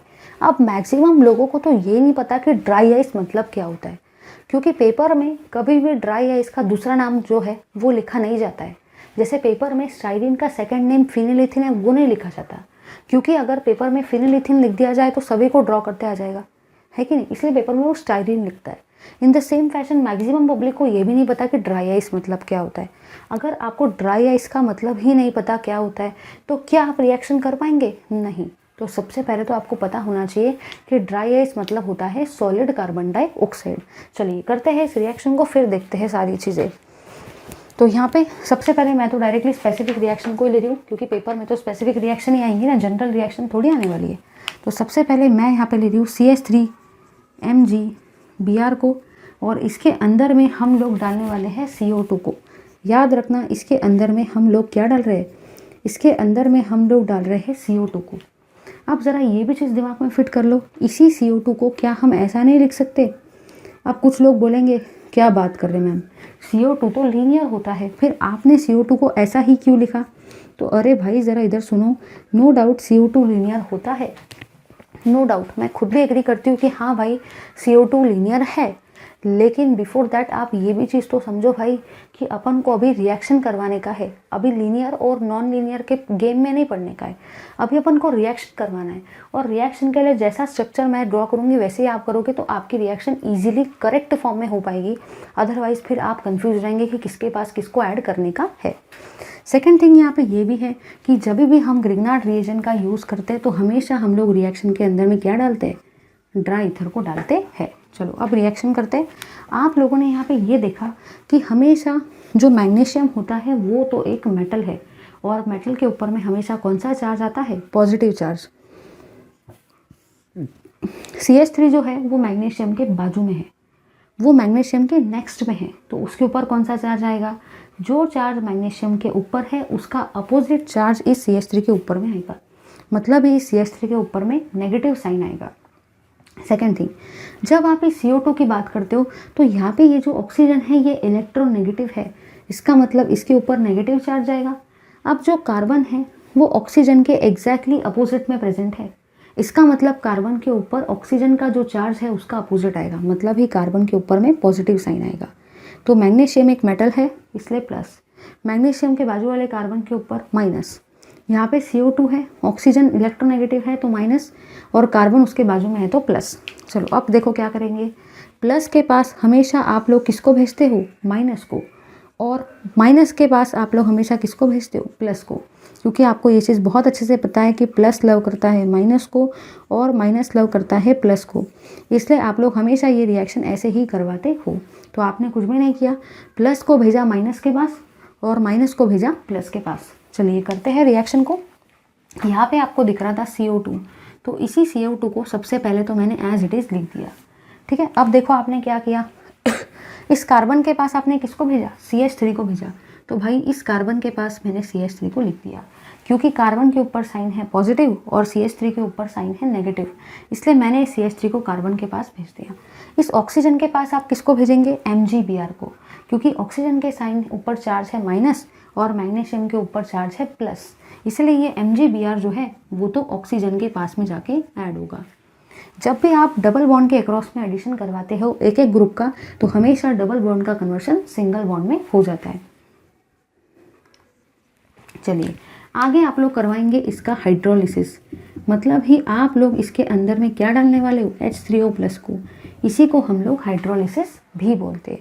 तो अब देखो आप लोग क्या करेंगे, यहाँ पे आपको करना कुछ भी नहीं है, बस एक ही चीज़ याद रखना है कि वाटर के अंदर में भाई दो चीज़ें होती है, एक होता है H और दूसरा होता है OH।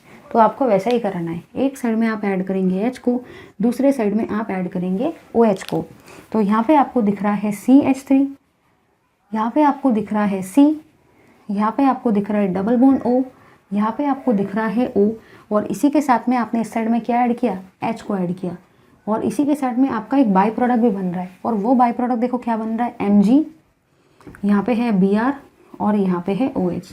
ये जो है ये है आपका बाई प्रोडक्ट, और ये जो है ये है आपका मेन प्रोडक्ट जिसका नाम है एसिटिक एसिड, जो कि एक कार्बोक्सिलिक एसिड है, और इसका नाम है मिथिल मैग्नीशियम ब्रोमाइड, जो कि एक ग्रिग्नार्ड रिएजेंट है।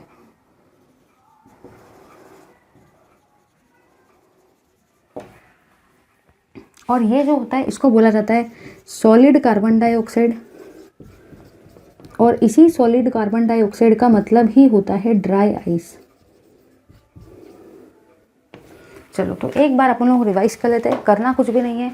सबसे पहले मैंने आपको ये बताया कि अगर आपको कार्बोक्सिलिक एसिड ड्राई आइस, बहुत बार आती है रिएक्शन, बहुत बार ड्राई आइस से बनाना है, तो याद रखना कि ड्राई आइस मतलब ही CO2 होता है, मतलब ही सॉलिड कार्बन डाइऑक्साइड होता है। फिर आपने यहाँ पे ये देखा कि plus minus sign, plus love करता है माइनस को, माइनस लव करता है प्लस को, तो आप लोग प्लस के पास माइनस को भेजेंगे और माइनस के पास प्लस को भेज के ये वाली एडिशन करवाएंगे, लास्ट में हाइड्रोलिसिस करवाएंगे। इस साइड में H, इस साइड में OH। अब दिमाग में क्वेश्चन आता है कि क्यों मैं हाइड्रोलिसिस को करवाऊँ? तो रीज़न ये है कि भाई आपको तो एसिड बनाना है, मतलब ही आपको कार्बोक्सिलिक एसिड बनाना है, मतलब ही आपको एक ऐसी चीज़ बनाना है जिसमें COOH ग्रुप आता है। तो COO तो आपके पास है, आपको क्या चाहिए? H चाहिए, इसीलिए मैंने H2O को डाला, क्योंकि वाटर में दो चीज़ें होती है, H और OH। H को इस साइड में ऐड किया, OH को इस साइड में। दिमाग में क्वेश्चन ये भी आता है कि क्यों आपने H को ही इस साइड में ऐड किया, क्यों OH को क्यों नहीं किया? रीज़न ये है क्योंकि कार्बोक्सिलिक एसिड बनाने के लिए आपको अब इस ऑक्सीजन के पास हाइड्रोजन की ही ज़रूरत है, इसलिए मैंने हाइड्रोजन को इधर ऐड किया। समझ गए? ले लो इस पार्ट का स्क्रीनशॉट। चलिए गाइस, अब हम लोग डिस्कस कर रहे हैं एक थ्योरेटिकल क्वेश्चन को जो कि अच्छा खासा इंपॉर्टेंट है। वो है वाई कार्बोक्सिलिक एसिड है हाइयर बॉइलिंग पॉइंट। आप लोगों ने देखा होगा प्रीवियस ईयर में ये 2-3 बार आया है कि क्यों कार्बोक्सिलिक एसिड का हाइयर बॉइलिंग पॉइंट होता है। तो चलिए डिस्कस करते हैं why carboxylic acid have higher boiling point.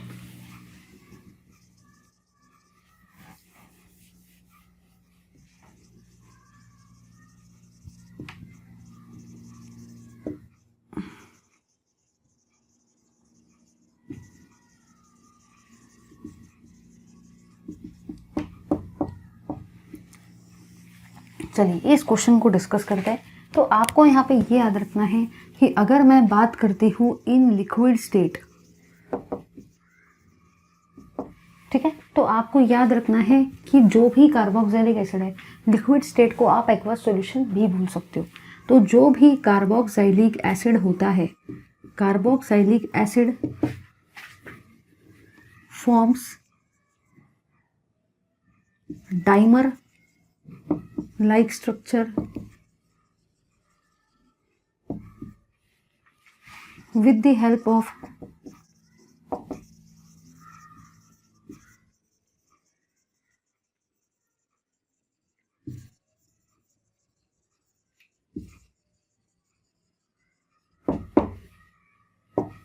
तो आप लोगों ने यहाँ पे ये देखा कि जो भी कार्बोक्सिलिक एसिड होता है वो हमेशा डाइमर लाइक स्ट्रक्चर फॉर्म करता है, और किसके प्रेजेंस में? इंटर मॉलिक्यूलर हाइड्रोजन बॉन्डिंग के वजह से।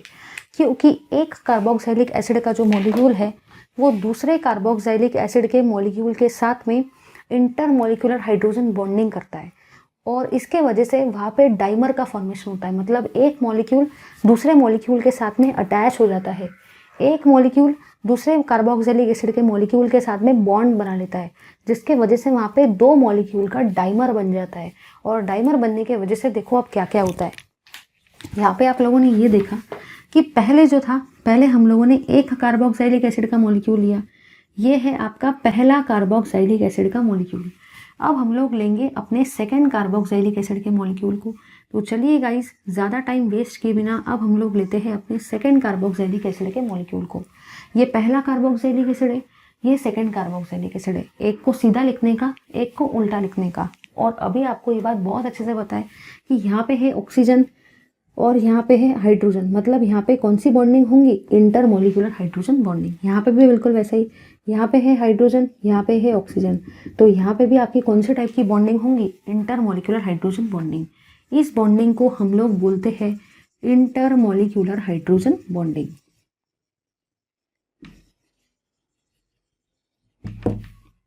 चलो अब हम लोग आगे देखते हैं। आप लोगों ने यहाँ पे ये देखा कि पहले मॉलिक्यूल का साइज छोटा सा था, लेकिन अब ये दोनों मॉलिक्यूल एक दूसरे के साथ में कंबाइन हो गए, इसलिए मॉलिक्यूल का साइज क्या हो गया? इंक्रीज हो गया। तो आप लोगों ने यहाँ पे ये देखा ड्यू टू डाइमर फॉर्मेशन, जैसे जैसे डाइमर का फॉर्मेशन हुआ तो डाइमर फॉर्मेशन के वजह से जो भी साइज है, साइज ऑफ मॉलिक्यूल जो है वो इंक्रीज हो रहा है। फिर आपको ये भी याद रखना है कि अगर मॉलिक्यूल का साइज इंक्रीज होता है तो जो भी van Waals forces of attraction होते हैं दोनों के दोनों मॉलिक्यूल में, वो भी इंक्रीज हो जाएंगे। Van Waals forces of attraction में क्या हो जाएंगे? इंक्रीज हो जाएंगे। और अगर van Waals forces of attraction भी इंक्रीज होता है तो ऐसे केस में जो भी बॉइलिंग पॉइंट है कार्बोक्सिलिक एसिड का, वो भी क्या हो जाता है? वो भी इंक्रीज हो जाता है।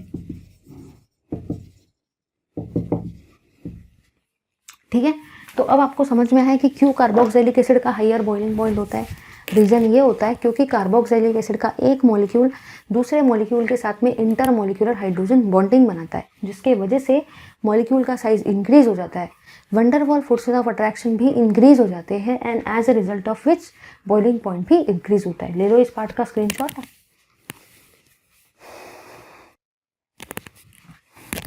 चलिए, अब हम लोग जो आगे देख रहे हैं वो है कि किस तरीके से आप HCN का एडिशन करवाएंगे अल्डेहाइड और कीटोन पर। फिर हम लोग ये भी देखेंगे कि किस तरीके से आप NaHSO3 मतलब ही सोडियम बाइसल्फाइड का एडिशन करवाएंगे अल्डेहाइड और कीटोन पर।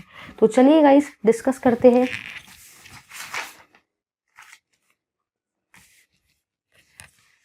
Addition of HCN and addition of NaHSO3 on aldehyde and ketone. ये इंपॉर्टेंट है, सभी इंपॉर्टेंट है। मैं जितना पार्ट डिस्कस कर रही हूँ पेपर में वही से क्वेश्चन आएगा। बाहर से क्वेश्चन आएगा तो मैं अपना नाम चेंज कर दूंगी, आएगा ही नहीं। जितना मैंने वन शॉट में पढ़ाया ना उतना ही पढ़ लो, पेपर में अच्छे से आपको सारे क्वेश्चन सॉल्व करते आएंगे। ठीक है, चलिए गाइस, तो अब हम लोग डिस्कस कर रहे हैं एडिशन ऑफ HCN। कि HCN का आप कैसे एडिशन करेंगे, जिसका नाम होता है हाइड्रोजन साइनाइड।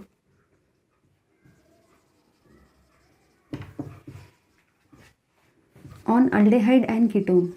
HCN का एडिशन मतलब ही हाइड्रोजन साइनाइड का addition on aldehyde and ketone. सबसे पहले तो हम लोग वो चीज़ डिस्कस करने वाले। उसके बाद में जो सेकंड चीज़ हम लोग डिस्कस करेंगे वो रहने वाला है एडिशन ऑफ NaHSO3, जिसको हम लोग सोडियम बाइसल्फाइड बोलते हैं।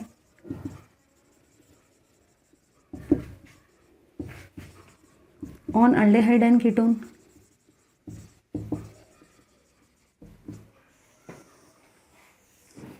चलिए आगे देखते हैं। सबसे पहले हम लोग अल्डेहाइड को ले लेते हैं, CH3C डबल बॉन्ड H। तो सबसे पहले मैंने एसिटाल्डेहाइड को लिया और उसके बाद में मैं ले रही हूँ, एक सेकेंड,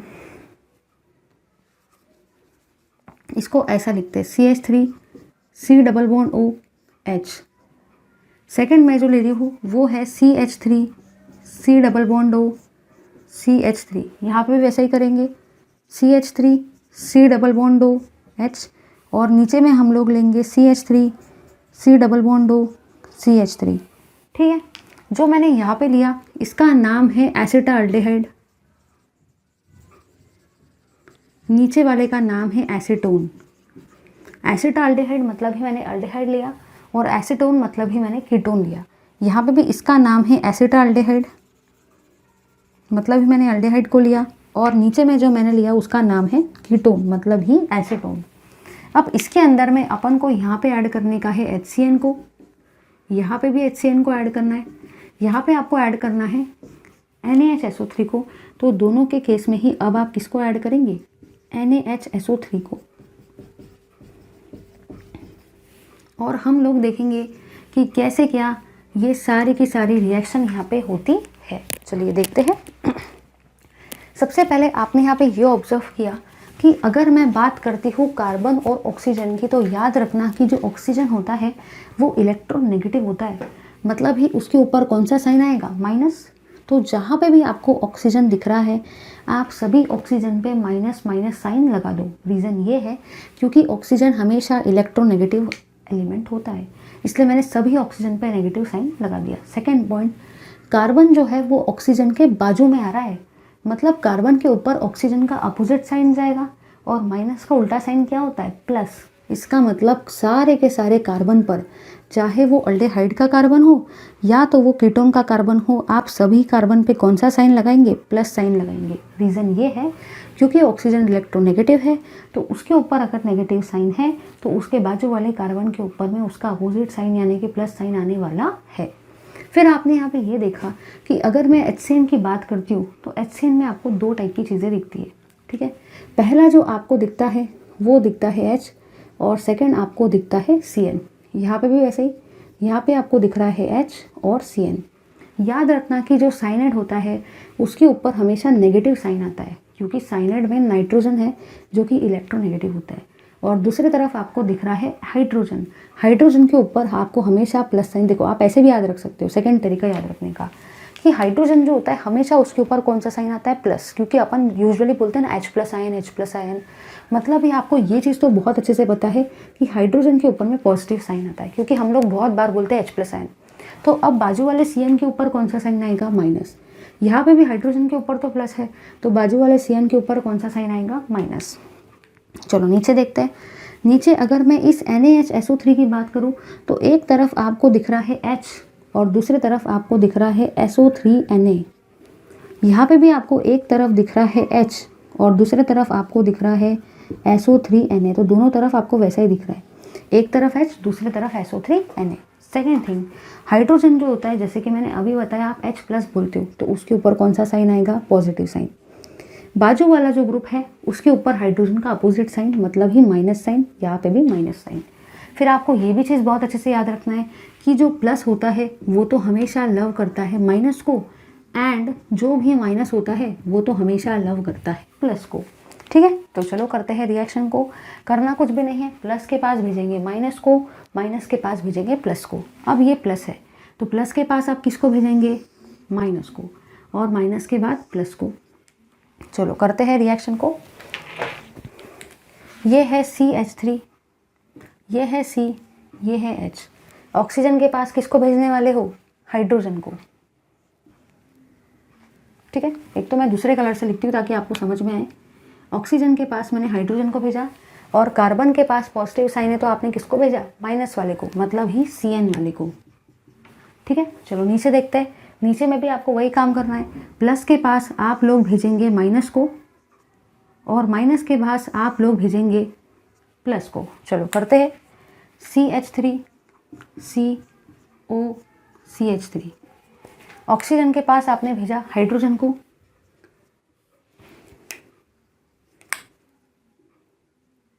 और कार्बन के पास आपने भेजा CN को, ठीक है। चलो इसका जो नाम होता है, इसका नाम होता है एसिटाल्डिहाइड। तो एसिटाल्डिहाइड में जब आपने HCN को ऐड किया तो इसको बोला जाता है एसिटाल्डिहाइड साइनोहाइड्रेन। इसको क्या बोला जाता है, इसको बोला जाता है एसिटाल्डिहाइड साइनोहाइड्रेन, क्योंकि आपने एसिटाल्डिहाइड में HCN को ऐड किया तो इसका नाम है एसिटाल्डिहाइड साइनोहाइड्रेन। फिर आपने एसीटोन में HCN को जब ऐड किया तो अब इसको बोलेंगे एसीटोन साइनोहाइड्रेन। इसको मैंने एसीटोन साइनोहाइड्रेन इसलिए बोला क्योंकि अब आपने HCN को ऐड करवाया जो है वो करवाया है एसीटोन पर, इसलिए एसीटोन साइनोहाइड्रेन। अगर HCN को ऐड करवाया एसिटाल्डिहाइड पर तो एसिटाल्डिहाइड साइनोहाइड्रेन। चलो आगे देखते हैं। अब देखो आपको क्या करना है, ऑक्सीजन के ऊपर माइनस साइन है तो आप वहाँ पे H+ को भेजेंगे, और कार्बन के ऊपर प्लस साइन है तो प्लस के पास किसको भेजते हैं, माइनस को भेजते हैं। नीचे में भी वैसे ही करेंगे, यहाँ पे माइनस है तो इसके पास प्लस को, और यहाँ पे प्लस है तो इसके पास माइनस को भेजेंगे। चलो देखते हैं। ये है CH3, ये है आपका कार्बन, और ये है आपका हाइड्रोजन। पहले तो जो आपको दिख रहा है एज इट इज उसको देख के लिख लो।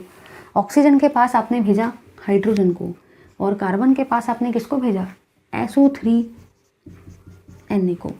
नीचे में भी वही काम करेंगे। चलो CH3 CO CH3, ऑक्सीजन के पास आपने किसको भेजा, हाइड्रोजन को, और कार्बन के पास आपने किसको भेजा, SO3Na को। अब ज़रा इधर देखना, यहाँ पे आपने जो भी प्रोडक्ट बनाया है उसका नाम होता है सोडियम बाइसल्फाइड अडक्ट, लेकिन ये आपने बनाया है एसिटाल्डिहाइड से, इसलिए इस प्रोडक्ट का नाम जो अभी है वो है एसिटाल्डिहाइड सोडियम बाइसल्फाइड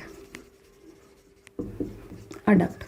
इसका नाम मैंने एसिटाल्डिहाइड सोडियम बाइसल्फाइड अडक्ट इसलिए बोला है क्योंकि ये एसिटाल्डिहाइड से बना है, और NaHSO3 का नाम ही क्या होता है, सोडियम बाइसल्फाइड। अब आपने एसीटोन से बनाया तो इसका नाम देखो क्या रहेगा, इसका नाम रहेगा एसीटोन सोडियम बाइसल्फाइड अडक्ट।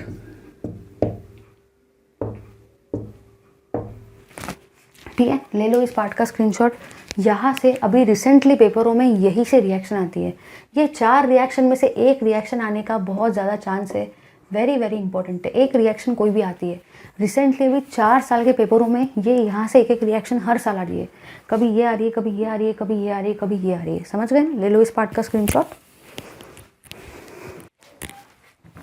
चलिए गाइस, अब हम लोग डिस्कस कर रहे हैं अपने आगे का पार्ट, जिसमें हम लोग देखेंगे formation of hemiacetal, formation of acetal, और फिर हम लोग देखने वाले हैं फॉर्मेशन ऑफ साइक्लिक कीटल को। ठीक है, ये इंपॉर्टेंट है, उतने बार भी नहीं आता है लेकिन इंपॉर्टेंट है, तो अपन रिस्क नहीं ले सकते ना। तो चलिए देखते हैं कि बेसिकली हेमी एसिटल, एसिटल और कीटल को हम लोग कैसे क्या फॉर्म करते हैं।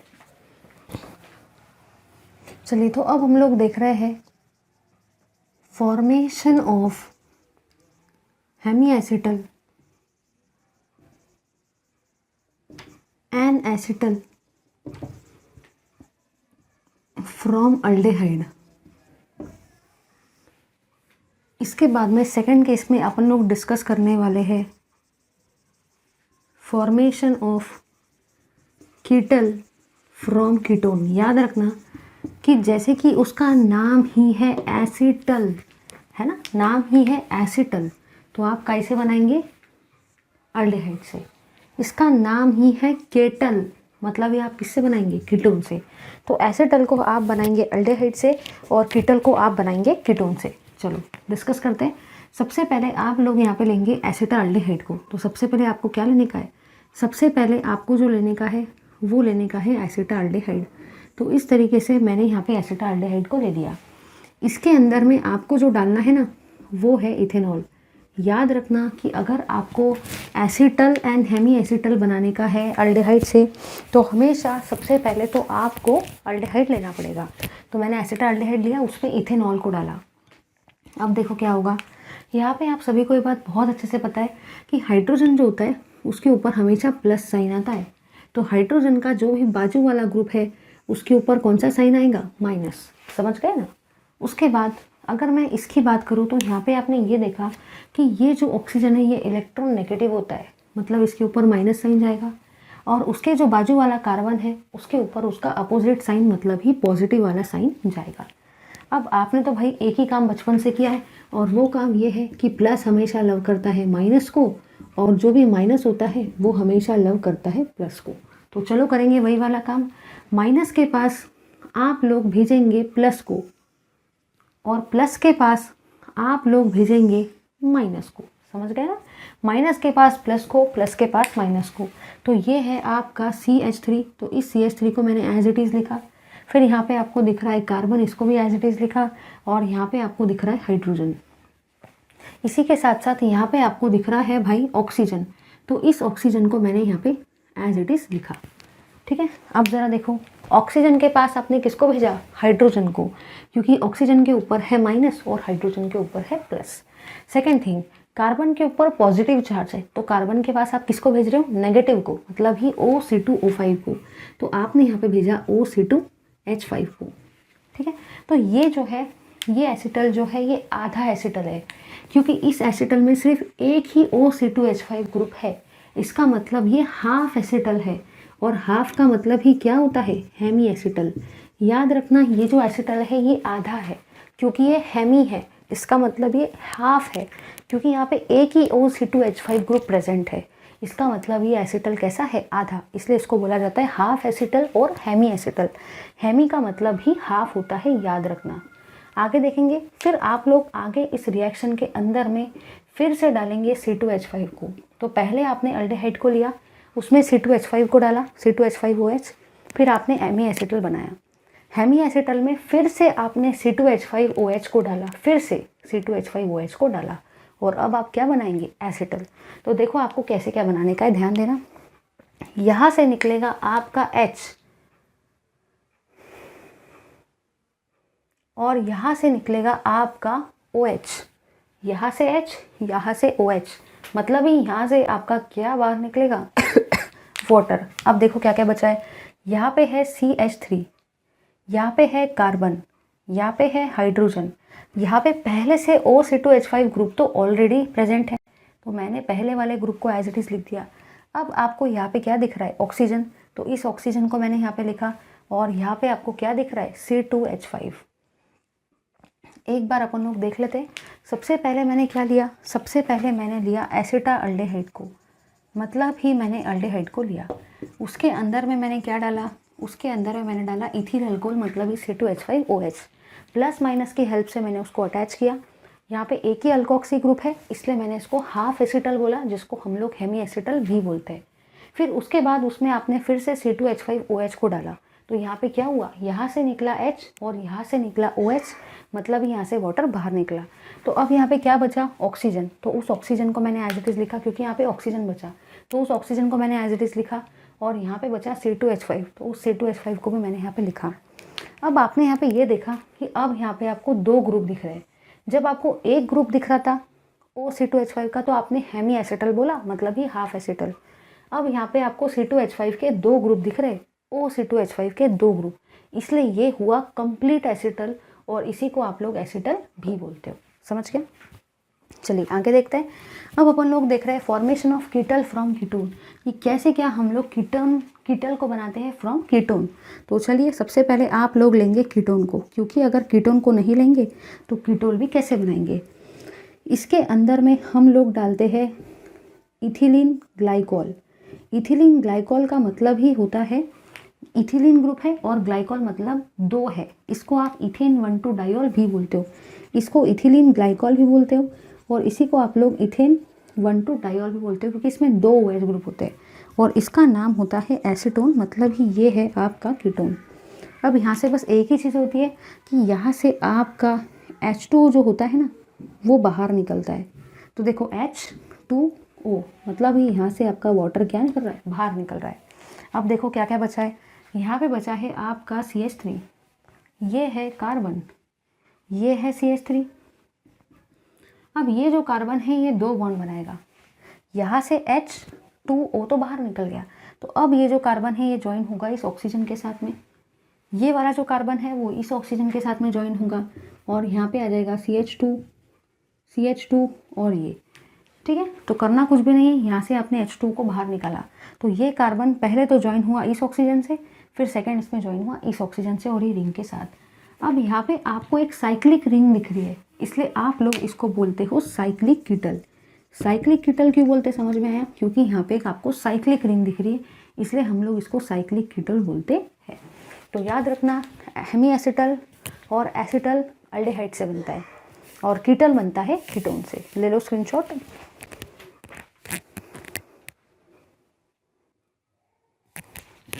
चलिए, तो अब हम लोग डिस्कस करते हैं अल्डोल कंडेंसेशन को, कि बेसिकली ये अल्डोल कंडेंसेशन होता क्या है। अगर मैं बात करूँ ना अल्डोल कंडेंसेशन की, तो अल्डोल कंडेंसेशन बहुत ही ज़्यादा इम्पोर्टेंट है, very very very very important. और जनरली यहाँ पे एक ही रिएक्शन आती है, बहुत सारी रिएक्शन नहीं आती, एक ही टाइप की रिएक्शन बार बार पूछी जाती है। अब दिमाग में क्वेश्चन आता है कि अगर ये रिएक्शन नहीं आई दूसरी आई तो, अरे भाई अगर आपको मैकेनिज्म समझ गया तो आप दूसरी रिएक्शन पे भी तो वो मैकेनिज्म को अप्लाई कर सकते हो, येस और नो, बिल्कुल कर सकते हैं भाई। तो चलिए डिस्कस करते हैं ज़्यादा टाइम वेस्ट किए बिना अपने अल्डोल कंडेंसेशन को। चलिए देखते हैं अल्डोल कंडेंसेशन को। तो सबसे पहले आप यहाँ पे लेने वाले हो ऐसे अल्डेहाइड को जिसपे अल्फा हाइड्रोजन होता है। याद रखना, आप वही अल्डेहाइड का या वही कीटोन का अल्डोल कंडेंसेशन करवा सकते हो जिसमें अल्फा हाइड्रोजन है। अगर अल्फा हाइड्रोजन प्रेजेंट नहीं होगा तो आप उस अल्डेहाइड का अल्डोल कंडेंसेशन भी नहीं करवा पाएंगे। चलिए डिस्कस करते हैं। तो सबसे पहले जो मैं ले रही हूँ वो ले रही हूँ भाई मैं CH3C डबल बॉन्ड O। ज़रा ध्यान देना। चलिए देखते हैं, CH3C डबल बॉन्ड O और H, ये है आपका पहला वाला अल्डेहाइड। इसके अंदर में आप एक और अल्डेहाइड को डालेंगे CH3C डबल बॉन्ड OH। याद रखना कि कभी भी अगर आपको अल्डोल कंडेंसेशन करवाना है तो सबसे पहली कंडीशन ये है कि जो भी अल्डेहाइड आपने लिया है या जो भी कीटोन आपने लिया है उसमें अल्फा हाइड्रोजन होना चाहिए। सेकेंड पॉइंट, अल्फा हाइड्रोजन होने के बाद में आपको दोनों ही रिएक्शन अल्डेहाइड के साथ में ही करवानी है। I just mean to ask you कि बेसिकली पेपर में आपको ये ऐसे दो अल्डेहाइड लिखे नहीं दिए जाएंगे, पेपर में ये आपको ऐसा दिया जाएगा। आधे से ज़्यादा पब्लिक तो पहचान भी नहीं पाएंगी कि भाई ये अल्डोल कंडेंसेशन होता है, क्योंकि देखो इसको देखने के बाद क्या आपको लग रहा है कि भाई ये अल्डोल कंडेंसेशन है? नहीं, बहुत कम बार पेपर में ऐसा लिखा जाता है कि एक्सप्लेन अल्डोल कंडेंसेशन। अगर ऐसे नाम से आ गया तो बहुत ही अच्छी बात है, आप लोग बहुत ही इजीली रिएक्शन को सॉल्व कर लेंगे। बट अगर पेपर में नाम दिया ही नहीं गया और रिएक्शन ऐसी दी गई तो आधे से ज़्यादा लोगों की पसीने छूटने लगेंगे। रीज़न ये है क्योंकि आप इसको देख के पहचान ही नहीं पाएंगे ये अल्डोल कंडेंसेशन है। तो अब पहली चीज़ ये है कि ये आपका अल्डिहाइड है, तो इसी अल्डिहाइड को क्या हम ऐसा लिख सकते हैं? बिल्कुल लिख सकते हैं। तो मैंने इस अल्डिहाइड को ऐसा लिखा। यहाँ पे आपको कितने बार अल्डिहाइड दिख रहा है? 2 बार, इसलिए मैंने अल्डिहाइड को 2 बार लिखा। कभी भी आप इसको CHO के फॉर्म में मत लिखो, रिएक्शन करते वक्त आप इसको C double bond O H के फॉर्म में लिखना। चलिए देखते हैं। अब देखो यहाँ पे क्या होगा, आपको बस इतना ही याद रखना है कि जो पहला हाइड्रोजन है, ये वाला हाइड्रोजन, इसको आप नीचे लिखो। मतलब एक हाइड्रोजन को आपने कहाँ पे लिखा? नीचे लिखा। और जो दूसरा हाइड्रोजन है इसमें का, यहाँ पे अगर आप ध्यान से देखते हो, यहाँ पे आपको दिख रहा है CH3। तो क्या इस CH3 को मैं ऐसा लिख सकती हूँ CH2H? बिल्कुल लिख सकते हो। तो अपन ने कुछ भी नहीं किया, सबसे पहले तो अपन ने एक काम करवाया कि ये जो साइड वाला हाइड्रोजन था इसको नीचे लिखा, और अपन उसको नीचे भी लिख सकते हैं, कोई प्रॉब्लम नहीं, इधर लिखो, कोई फ़र्क थोड़ी पड़ता है। यहाँ पे CH3 था तो इस CH3 को मैंने लिखा CH2H के फॉर्म में। अब देखो आप लोग क्या करेंगे, एक हाइड्रोजन नीचे, एक हाइड्रोजन ऊपर। सेकेंड पॉइंट, ये वाला है आपका कार्बोनिल कंपाउंड। कार्बोनिल कंपाउंड के जो बाजू वाला कार्बन होता है, मतलब C डबल बॉन्ड O के बाजू वाला जो कार्बन होता है उसको बोलते हैं अल्फा कार्बन, और उससे जो हाइड्रोजन अटैच होता है उसको बोलते हैं अल्फा हाइड्रोजन। सिमिलरली यहाँ पे भी, यहाँ पे आपको दिख रहा है C double bond O।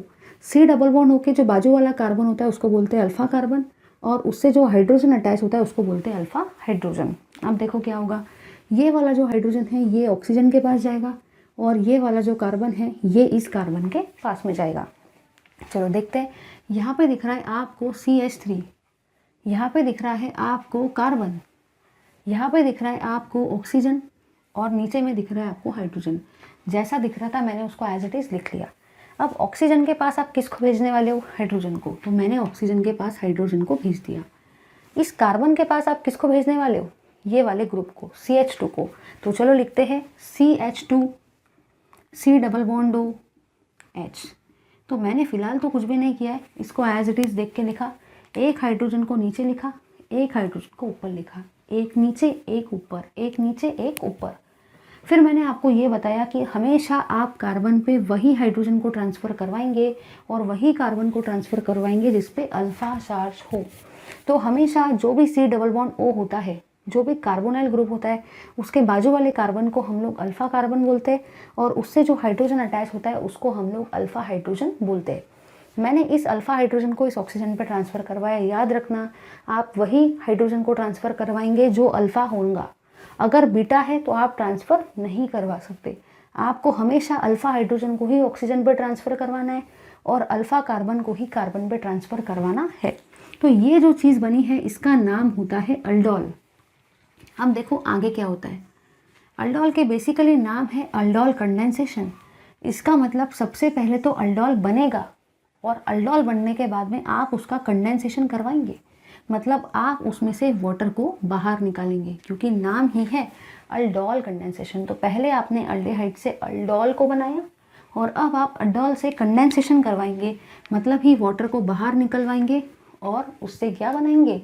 Aldol condensation वाला प्रोडक्ट। तो अब यहाँ पे आपको दिख रहा है CH2। तो क्या इस H2 को हम ऐसा लिख सकते H और H, क्योंकि वहाँ पे आपको 2 हाइड्रोजन दिख रहे थे। तो 2 हाइड्रोजन को क्या हम ऐसा लिख सकते? एक हाइड्रोजन, बिल्कुल लिख सकते हैं।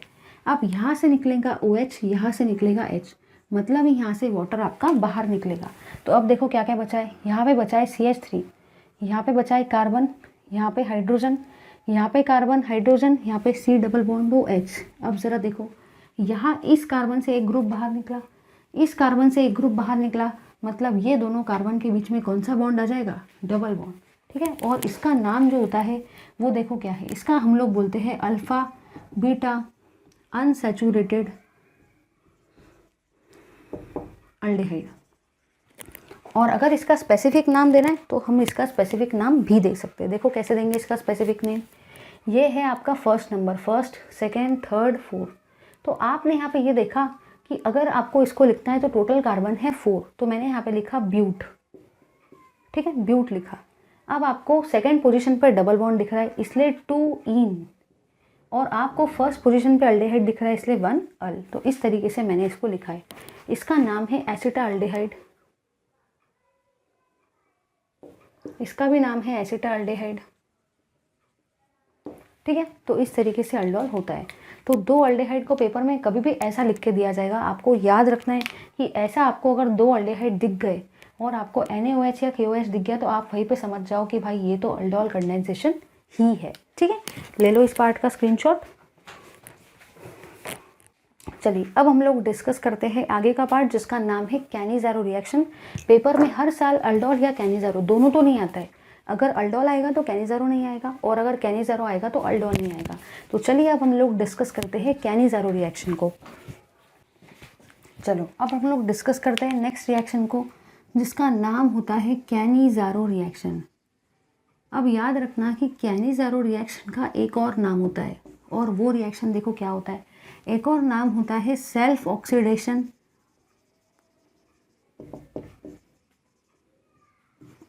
And self reduction of aldehyde and ketone of aldehyde, specifically aldehyde. तो आप लोगों ने यहाँ पे ये देखा कि जो भी आपका कैनिज़ारो रिएक्शन है उसका एक और नाम होता है self oxidation and reduction of aldehyde. चलिए अब सेकेंड टाइम थिंग आपको यहाँ पे जो याद रखनी है वो ये है कि कैनिज़ारो रिएक्शन आपको दो ही टाइप की अल्डेहाइड दिखाते हैं। तो पहला देखो कौन सा अल्डेहाइड है, पहला अल्डेहाइड है फॉर्मा अल्डेहाइड। मतलब आपको फॉर्मा अल्डेहाइड और इसी के साथ साथ बेंजा अल्डेहाइड, बस ये 2 ही टाइप के अल्डेहाइड आपको कैनिज़ारो रिएक्शन दिखाएंगे, बाकी अल्डेहाइड कैनिज़ारो नहीं दिखाएंगे। क्योंकि दिमाग में क्वेश्चन आता है ना कि अल्डोल भी तो अल्डेहाइड दिखा रहे हैं, तो अल्डोल में वो सारे अल्डेहाइड और वो सारे कीटोन आपको अल्डोल दिखाते हैं जिनमें अल्फा हाइड्रोजन होता है। सेकेंड पॉइंट, कैनिज़ारो को एक और नाम होता है self oxidation and self reduction of aldehyde, but फिर भी आपको 2 ही टाइप के अल्डेहाइड कैनिज़ारो दिखाते हैं। पहला होता है फॉर्मा अल्डेहाइड और सेकेंड होता है बेंजा अल्डेहाइड। चलो अब अपन लोग डिस्कस करते हैं सबसे पहले तो फॉर्मा अल्डेहाइड को।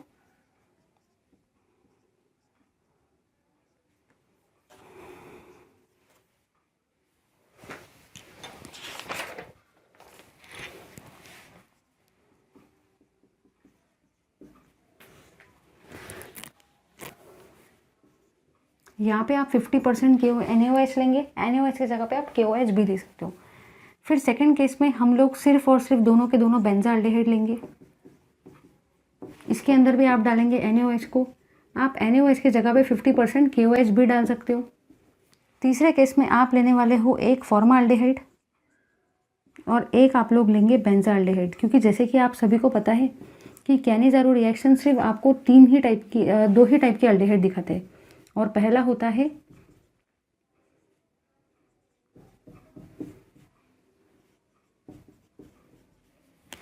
फॉर्मा अल्डेहाइड और बेंजा अल्डेहाइड। तो पहले मैंने एक बार दोनों के दोनों फॉर्मा अल्डेहाइड को लिया, फिर मैंने सेकंड बार दोनों के दोनों बेंजा अल्डेहाइड को लिया, फिर मैंने थर्ड बार एक बेंजा अल्डेहाइड और एक फॉर्मा अल्डेहाइड को लिया। तो चलो एक बार मैं आपको बता देती हूँ, उनके नाम लिख लेते हैं अपन लोग।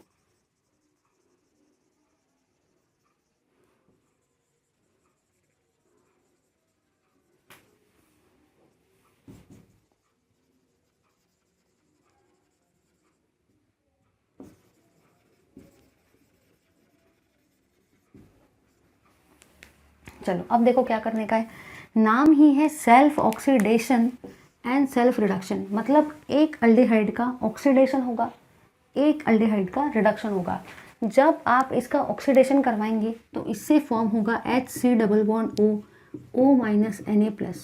जब आपने एक अल्डेहाइड का, क्योंकि यहाँ पे फॉर्मा अल्डेहाइड आपको दिख रहा है, इसका मतलब कैनिज़ारो रिएक्शन है, ये तो पक्का है।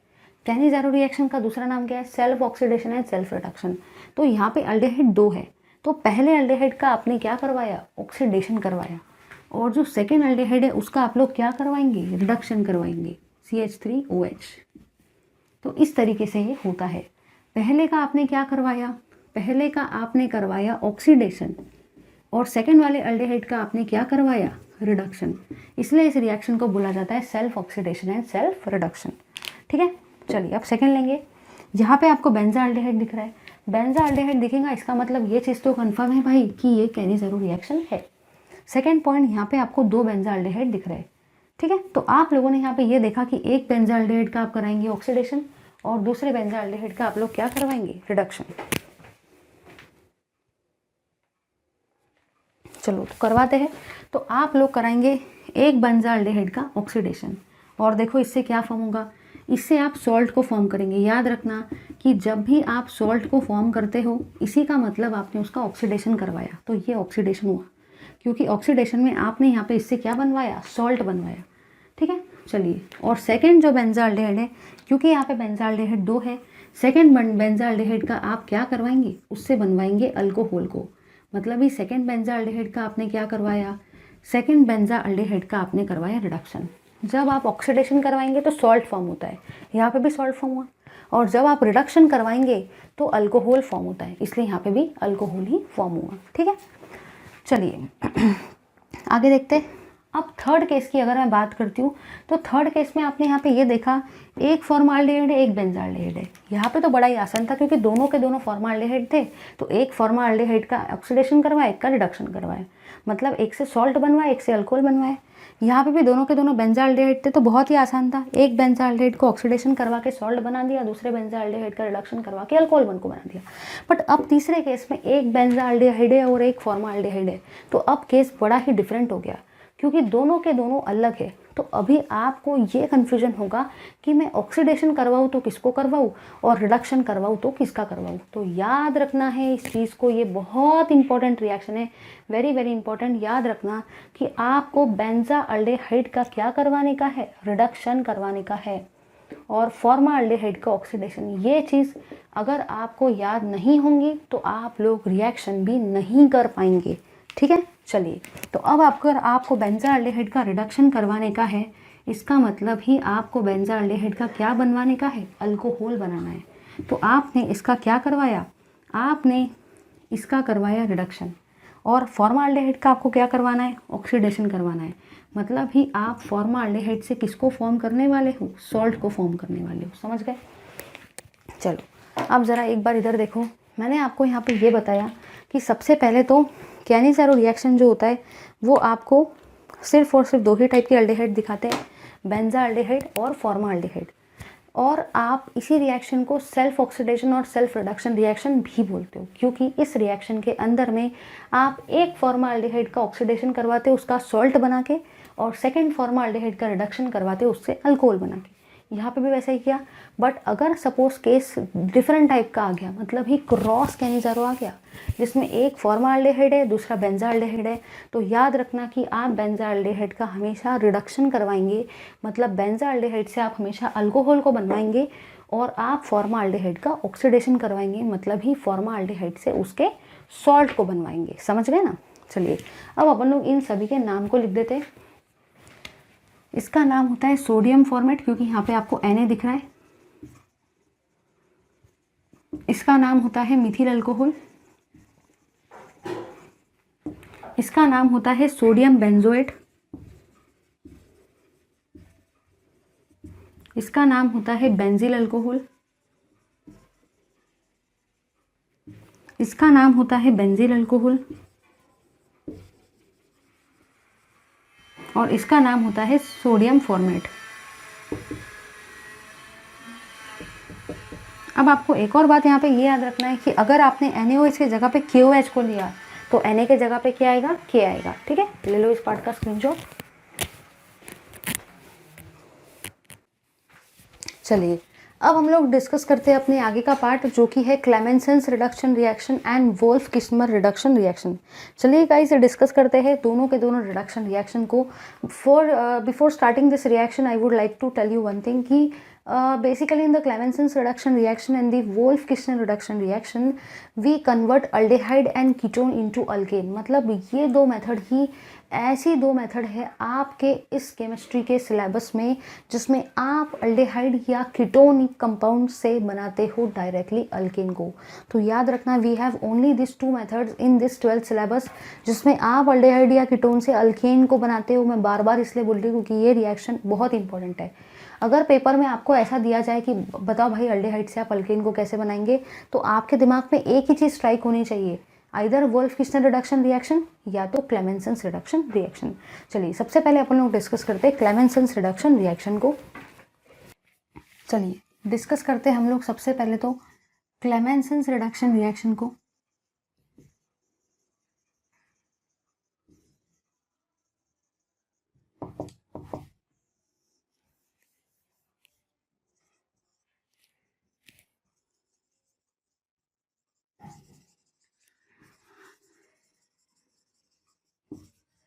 फिर हम लोग डिस्कस करने वाले हैं वोल्फ किस्नर रिडक्शन रिएक्शन को। चलिए देखते हैं क्लेमेंसन्स रिडक्शन रिएक्शन में बेसिकली आप लोग क्या करते हो, अल्डेहाइड या कीटोन को कन्वर्ट करते हो अल्केन में, और वोल्फ किस्नर रिडक्शन रिएक्शन में भी आप वही काम करते हो, अल्डेहाइड या कीटोन को कन्वर्ट करते हो अल्केन में।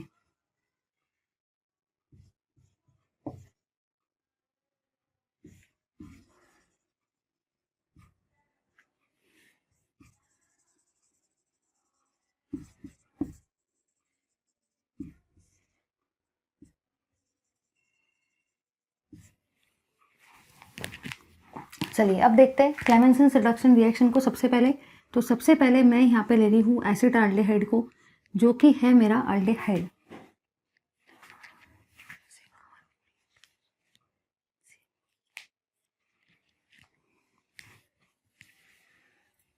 और फिर मैं ले रही हूँ कीटोन को। यहाँ पे भी मैंने वही काम किया, सबसे पहले तो मैं अल्डेहाइड को ले रही हूँ और उसके बाद में मैं ले रही हूँ कीटोन को। ठीक है, चलो इसके अंदर में देखो हम लोग क्या डाल रहे हैं।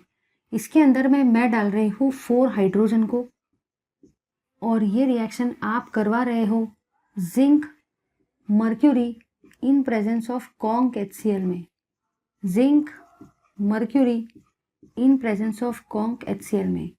यहाँ पे वोल्फ किस्नर जो रिडक्शन रिएक्शन है वो आप लोग हमेशा करवाते हो हाइड्राजीन के प्रेजेंस में।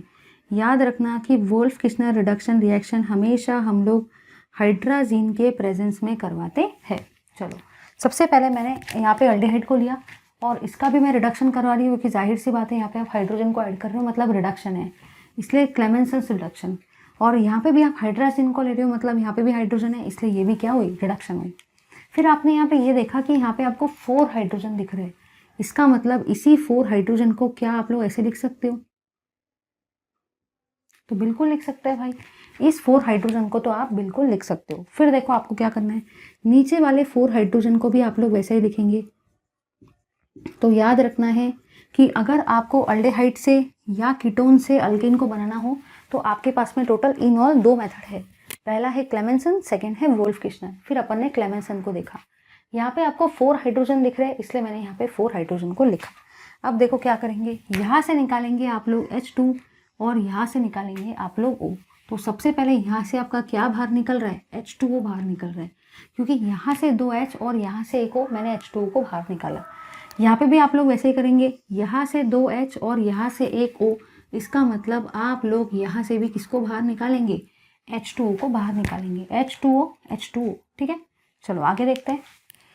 अब देखो यहाँ पे क्या दिख रहा है, यहाँ पे आपको दिख रहा है CH3, यहाँ पे आपको दिख रहा है C, यहाँ पे आपको दिख रहा है H। जब यहाँ से H2O तो बाहर निकल गया, तो जितना पार्ट बचा उतना मैंने लिख दिया, CH3 CH। अब देखो यहाँ पे ये जो कार्बन है, देखो इतना पार्ट बचा हुआ है और इसी के साथ साथ ये पार्ट भी बचा हुआ है, तो ये दोनों को आप एक दूसरे के साथ में जोड़ देंगे। तो पहले आपने 4 हाइड्रोजन को लिखा H के फॉर्म में, फिर यहाँ से आपने H2O को बाहर निकाल लिया सेकेंड पॉइंट। फिर यहाँ पे 2 हाइड्रोजन और इतना पार्ट बच गया, तो आपने इतने पार्ट को एज इट इज लिखा और यहाँ पे आपको 2 हाइड्रोजन भी दिख रहे हैं, तो ये है पहला हाइड्रोजन और ये है सेकेंड हाइड्रोजन। इसी को आप CH3 के फॉर्म में भी लिख सकते हो, CH3। इसी का मतलब ये क्या हुआ, इसी का मतलब ये हुआ आपका इथेन, मतलब ही एक अल्केन। आ जाओ नीचे, यहाँ पे भी आपको वैसा ही काम करना है। सबसे पहले तो यहाँ से आपने H2O को बाहर निकाल लिया वाटर के फॉर्म में, तो आपका इतना पार्ट बचा और यहाँ पे ये 2 हाइड्रोजन बचे, तो ये दोनों को आप एक दूसरे के साथ में ज्वाइन कर देंगे। तो यहाँ पे आपको दिख रहा है CH3, यहाँ पे आपको दिख रहा है कार्बन, यहाँ पे आपको दिख रहा है एक और CH3। अब देखो आगे की बात करते हैं हम लोग। आगे आप लोगों ने यहाँ पे ये देखा कि यहाँ से जब H2O बाहर निकला तो ये कार्बन के पास अब कौन ज्वाइन होगा, ये दोनों हाइड्रोजन। तो ये दोनों हाइड्रोजन यहाँ पे ज्वाइन हो गए। तो जैसा आपने ऊपर वाली रिएक्शन में किया था बिल्कुल वैसा ही नीचे वाली कीटोन के रिएक्शन में भी किया। मतलब चाहे अल्डिहाइड की बात करो चाहे कीटोन की बात करो, ये पार्ट तो ऑलमोस्ट सेम है कि आप करवा क्या रहे हो, समझ गए ना। तो 2 हाइड्रोजन को H2O के फॉर्म में बाहर कर दिया, फिर जो 2 हाइड्रोजन बचे उनको ये कार्बन के पास मैंने ज्वाइन कर दिया। ठीक है, ये जो चीज़ बनी है इसी को आप ऐसा भी लिख सकते हो, थोड़ा मैं इसको अच्छे से लिखती हूँ। इसी को आप ऐसे भी लिख सकते हो CH3 CH2 CH3, जिसको आप लोग बोलते हो प्रोपेन। ठीक है, तो याद रखना है कि जब आपने एसिटाल्डिहाइड लिया तो उससे बन रहा है आपका इथेन, और जब आपने एसीटोन लिया मतलब ही आपने कीटोन लिया तो उससे बन रहा है आपका प्रोपेन। नीचे भी वैसा ही होता है। चलो अब देखो, वोल्फ-किस्चनर रिडक्शन रिएक्शन में आप लोग NH2NH2 को लेते हो और इसी NH2NH2 को आप लोग हाइड्रोजन बोलते हो। अब देखो यहाँ पे क्या होगा, सबसे पहले तो यहाँ से आपका H2O बाहर निकलेगा, नीचे में भी वैसे ही होगा, यहाँ से आपका H2O बाहर निकलेगा। तो दोनों तरफ से मैंने सबसे पहले किसको बाहर किया, सबसे पहले मैंने दोनों तरफ से H2O को बाहर किया। यहाँ से भी मैंने H2O को निकाला, यहाँ से भी मैंने H2O को निकाला। अब देखो क्या होगा, यहाँ पे आपको दिख रहा है CH3, यहाँ पे आपको दिख रहा है कार्बन, यहाँ पे आपको दिख रहा है हाइड्रोजन।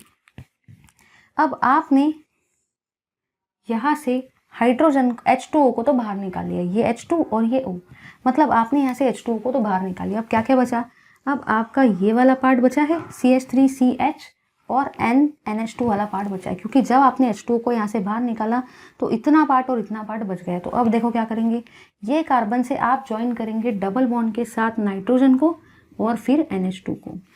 ठीक है, चलो नीचे में देखो क्या करेंगे, सबसे पहले आपने यहाँ से H2O को बाहर निकाला, तो जब आपने H2O को यहाँ से बाहर निकाला तो ये वाला पार्ट बचा है और इसी के साथ साथ ये वाला पार्ट बचा है। आप ये दोनों ही पार्ट को क्या कर देंगे, ज्वाइन कर देंगे।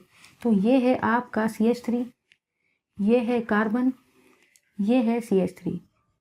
ठीक है, यहाँ पे दिख रहा है डबल बॉन्ड तो डबल बॉन्ड, नाइट्रोजन है तो नाइट्रोजन, और यहाँ पे आपको दिख रहा है NH2। ठीक है, वाटर जो भी फॉर्म हुआ है उनको आप लोग साइड में नीचे लिख लो, क्योंकि वो तो बाई प्रोडक्ट है और वो आपके कुछ भी काम के नहीं है।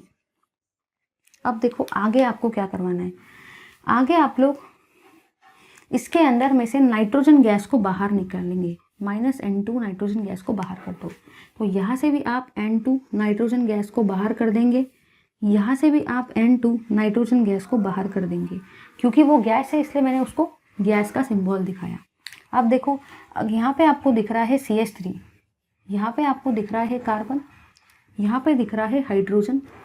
अब यहाँ से जब नाइट्रोजन गैस निकल गई तो कितने हाइड्रोजन बचे, 2 हाइड्रोजन, इसलिए मैंने यहाँ पे 2 हाइड्रोजन भी लगा दिए। इसी को आप ऐसा भी लिख सकते हो CH3 CH3, इसी का मतलब क्या होता है, इसी का मतलब होता है इथेन। चलो आगे देखते हैं। नेक्स्ट रिएक्शन में आपने क्या किया, यहाँ से आपने N2 को बाहर किया, तो यहाँ पे भी आपको दिख रहा है CH3 CH3। ठीक है, जब यहाँ से आपने N2 को बाहर किया तो यहाँ पे आपको कितने हाइड्रोजन दिख रहे हैं, 2 हाइड्रोजन, और इसी चीज़ को आप लोग क्या बोलते हो, इसी चीज़ को आप लोग बोलते हो प्रोपेन। मतलब दोनों ही रिएक्शन में एक चीज़ तो काफ़ी कॉमन है, और वो चीज़ ये है कि दोनों ही रिएक्शन में आप अल्डेहाइड से या कीटोन से अल्केन को बना रहे हो। तो पेपर में अगर आपको अल्केन बनाने को बोला जाता है अल्डेहाइड या कीटोन से, तो आपके दिमाग में एक ही चीज़ क्लिक होनी चाहिए, आइदर क्लेमेंसन रिडक्शन रिएक्शन या तो वोल्फ-किस्चनर रिडक्शन रिएक्शन। याद रखना ये दोनों में से कोई आएगा, अदरवाइज इसके अलावा और कुछ नहीं आएगा। अगर आपने एसिटाल्डिहाइड लिया तो उससे ईथेन बनेगा, चाहे क्लेमेंसन हो चाहे वोल्फ-किस्चनर हो। अगर आपने एसीटोन लिया तो उससे क्या बनेगा, उससे बनेगा आपका प्रोपेन, है ना, चाहे वोल्फ-किस्चनर हो या क्लेमेंसन रिडक्शन रिएक्शन हो। ले लो इस पार्ट का स्क्रीनशॉट। चलिए अब हम लोग देख रहे हैं इस चैप्टर की लास्ट इंपॉर्टेंट रिएक्शन को, जिसमें आप लोग करवाने वाले हो conversion of acid to alcohol, की कैसे क्या आप लोग एसिड को अल्कोहल में कन्वर्ट करेंगे। चलिए देखते हैं conversion of acid into alcohol, कि कैसे क्या, अगर आपको पेपर में पूछा जाता है कि कैसे क्या आप एसिड को अल्कोहल में कैसे क्या डायरेक्टली कन्वर्ट करेंगे, तो चलिए देखते हैं इस पार्ट को, ये इम्पॉर्टेंट है, ध्यान देना। सबसे पहले मैं ले रही हूँ CH3COOH, तो मैंने एसिड को लिया। इस CH3COH में सबसे पहले मैं डालूंगी NaOH को, ठीक है। तो अब देखो यहाँ पे क्या होगा, यहाँ से निकलेगा आपका H और यहाँ से निकलेगा आपका OH, मतलब यहाँ से क्या बाहर निकलेगा, वाटर बाहर निकलेगा। आप लोगों ने यहाँ पे ये देखा कि ये है एसिड और ये है बेस। जब भी एसिड और बेस एक दूसरे के साथ रिएक्ट होते हैं तो हमेशा वहाँ पे दो चीज़ें फॉर्म होती है, सॉल्ट प्लस वाटर, इसलिए यहाँ पे सॉल्ट प्लस वाटर बनेगा। तो अब यहाँ से H2O तो बाहर निकल गया, तो क्या क्या बचा, यहाँ पे बचा है ये पार्ट और ये पार्ट, इन दोनों को ज्वाइन कर देंगे। तो यहाँ पे आपको दिख रहा है CH3, यहाँ पे आपको दिख रहा है COO माइनस और यहाँ पे आपको दिख रहा है Na प्लस। जैसे कि आप सभी को पता है कि सॉल्ट में हमेशा दो टाइप के आयन आते हैं, एक आता है प्लस, एक आता है माइनस। इसलिए यहाँ पे आपको एक आयन दिख रहा है प्लस और दूसरा आयन दिख रहा है माइनस, उसी को आप सॉल्ट बोलते हो, क्योंकि जब एसिड की रिएक्शन बेस के साथ करते हैं तो सॉल्ट प्लस वाटर बनता है। अब आगे आप लोग देखो क्या करेंगे, इसके अंदर में आप लोग फिर से डालेंगे NaOH in presence of CaO। याद रखना कि जो भी NaOH in presence of CaO होता है उसी को हम लोग सोडा लाइम बोलते हैं, है ना। जब आप ऐसी रिएक्शन करवाएंगे NaOH in presence of CaO की, तो उसको आप लोग क्या बोलेंगे, सोडा लाइम। अब देखो यहाँ पे होता क्या है, यहाँ पे आप लोगों ने ये देखा कि यहाँ से देखो क्या क्या बाहर निकलेगा, ध्यान से देखना। यहाँ से आपका बाहर निकलेगा ये वाला पूरा का पूरा पार्ट,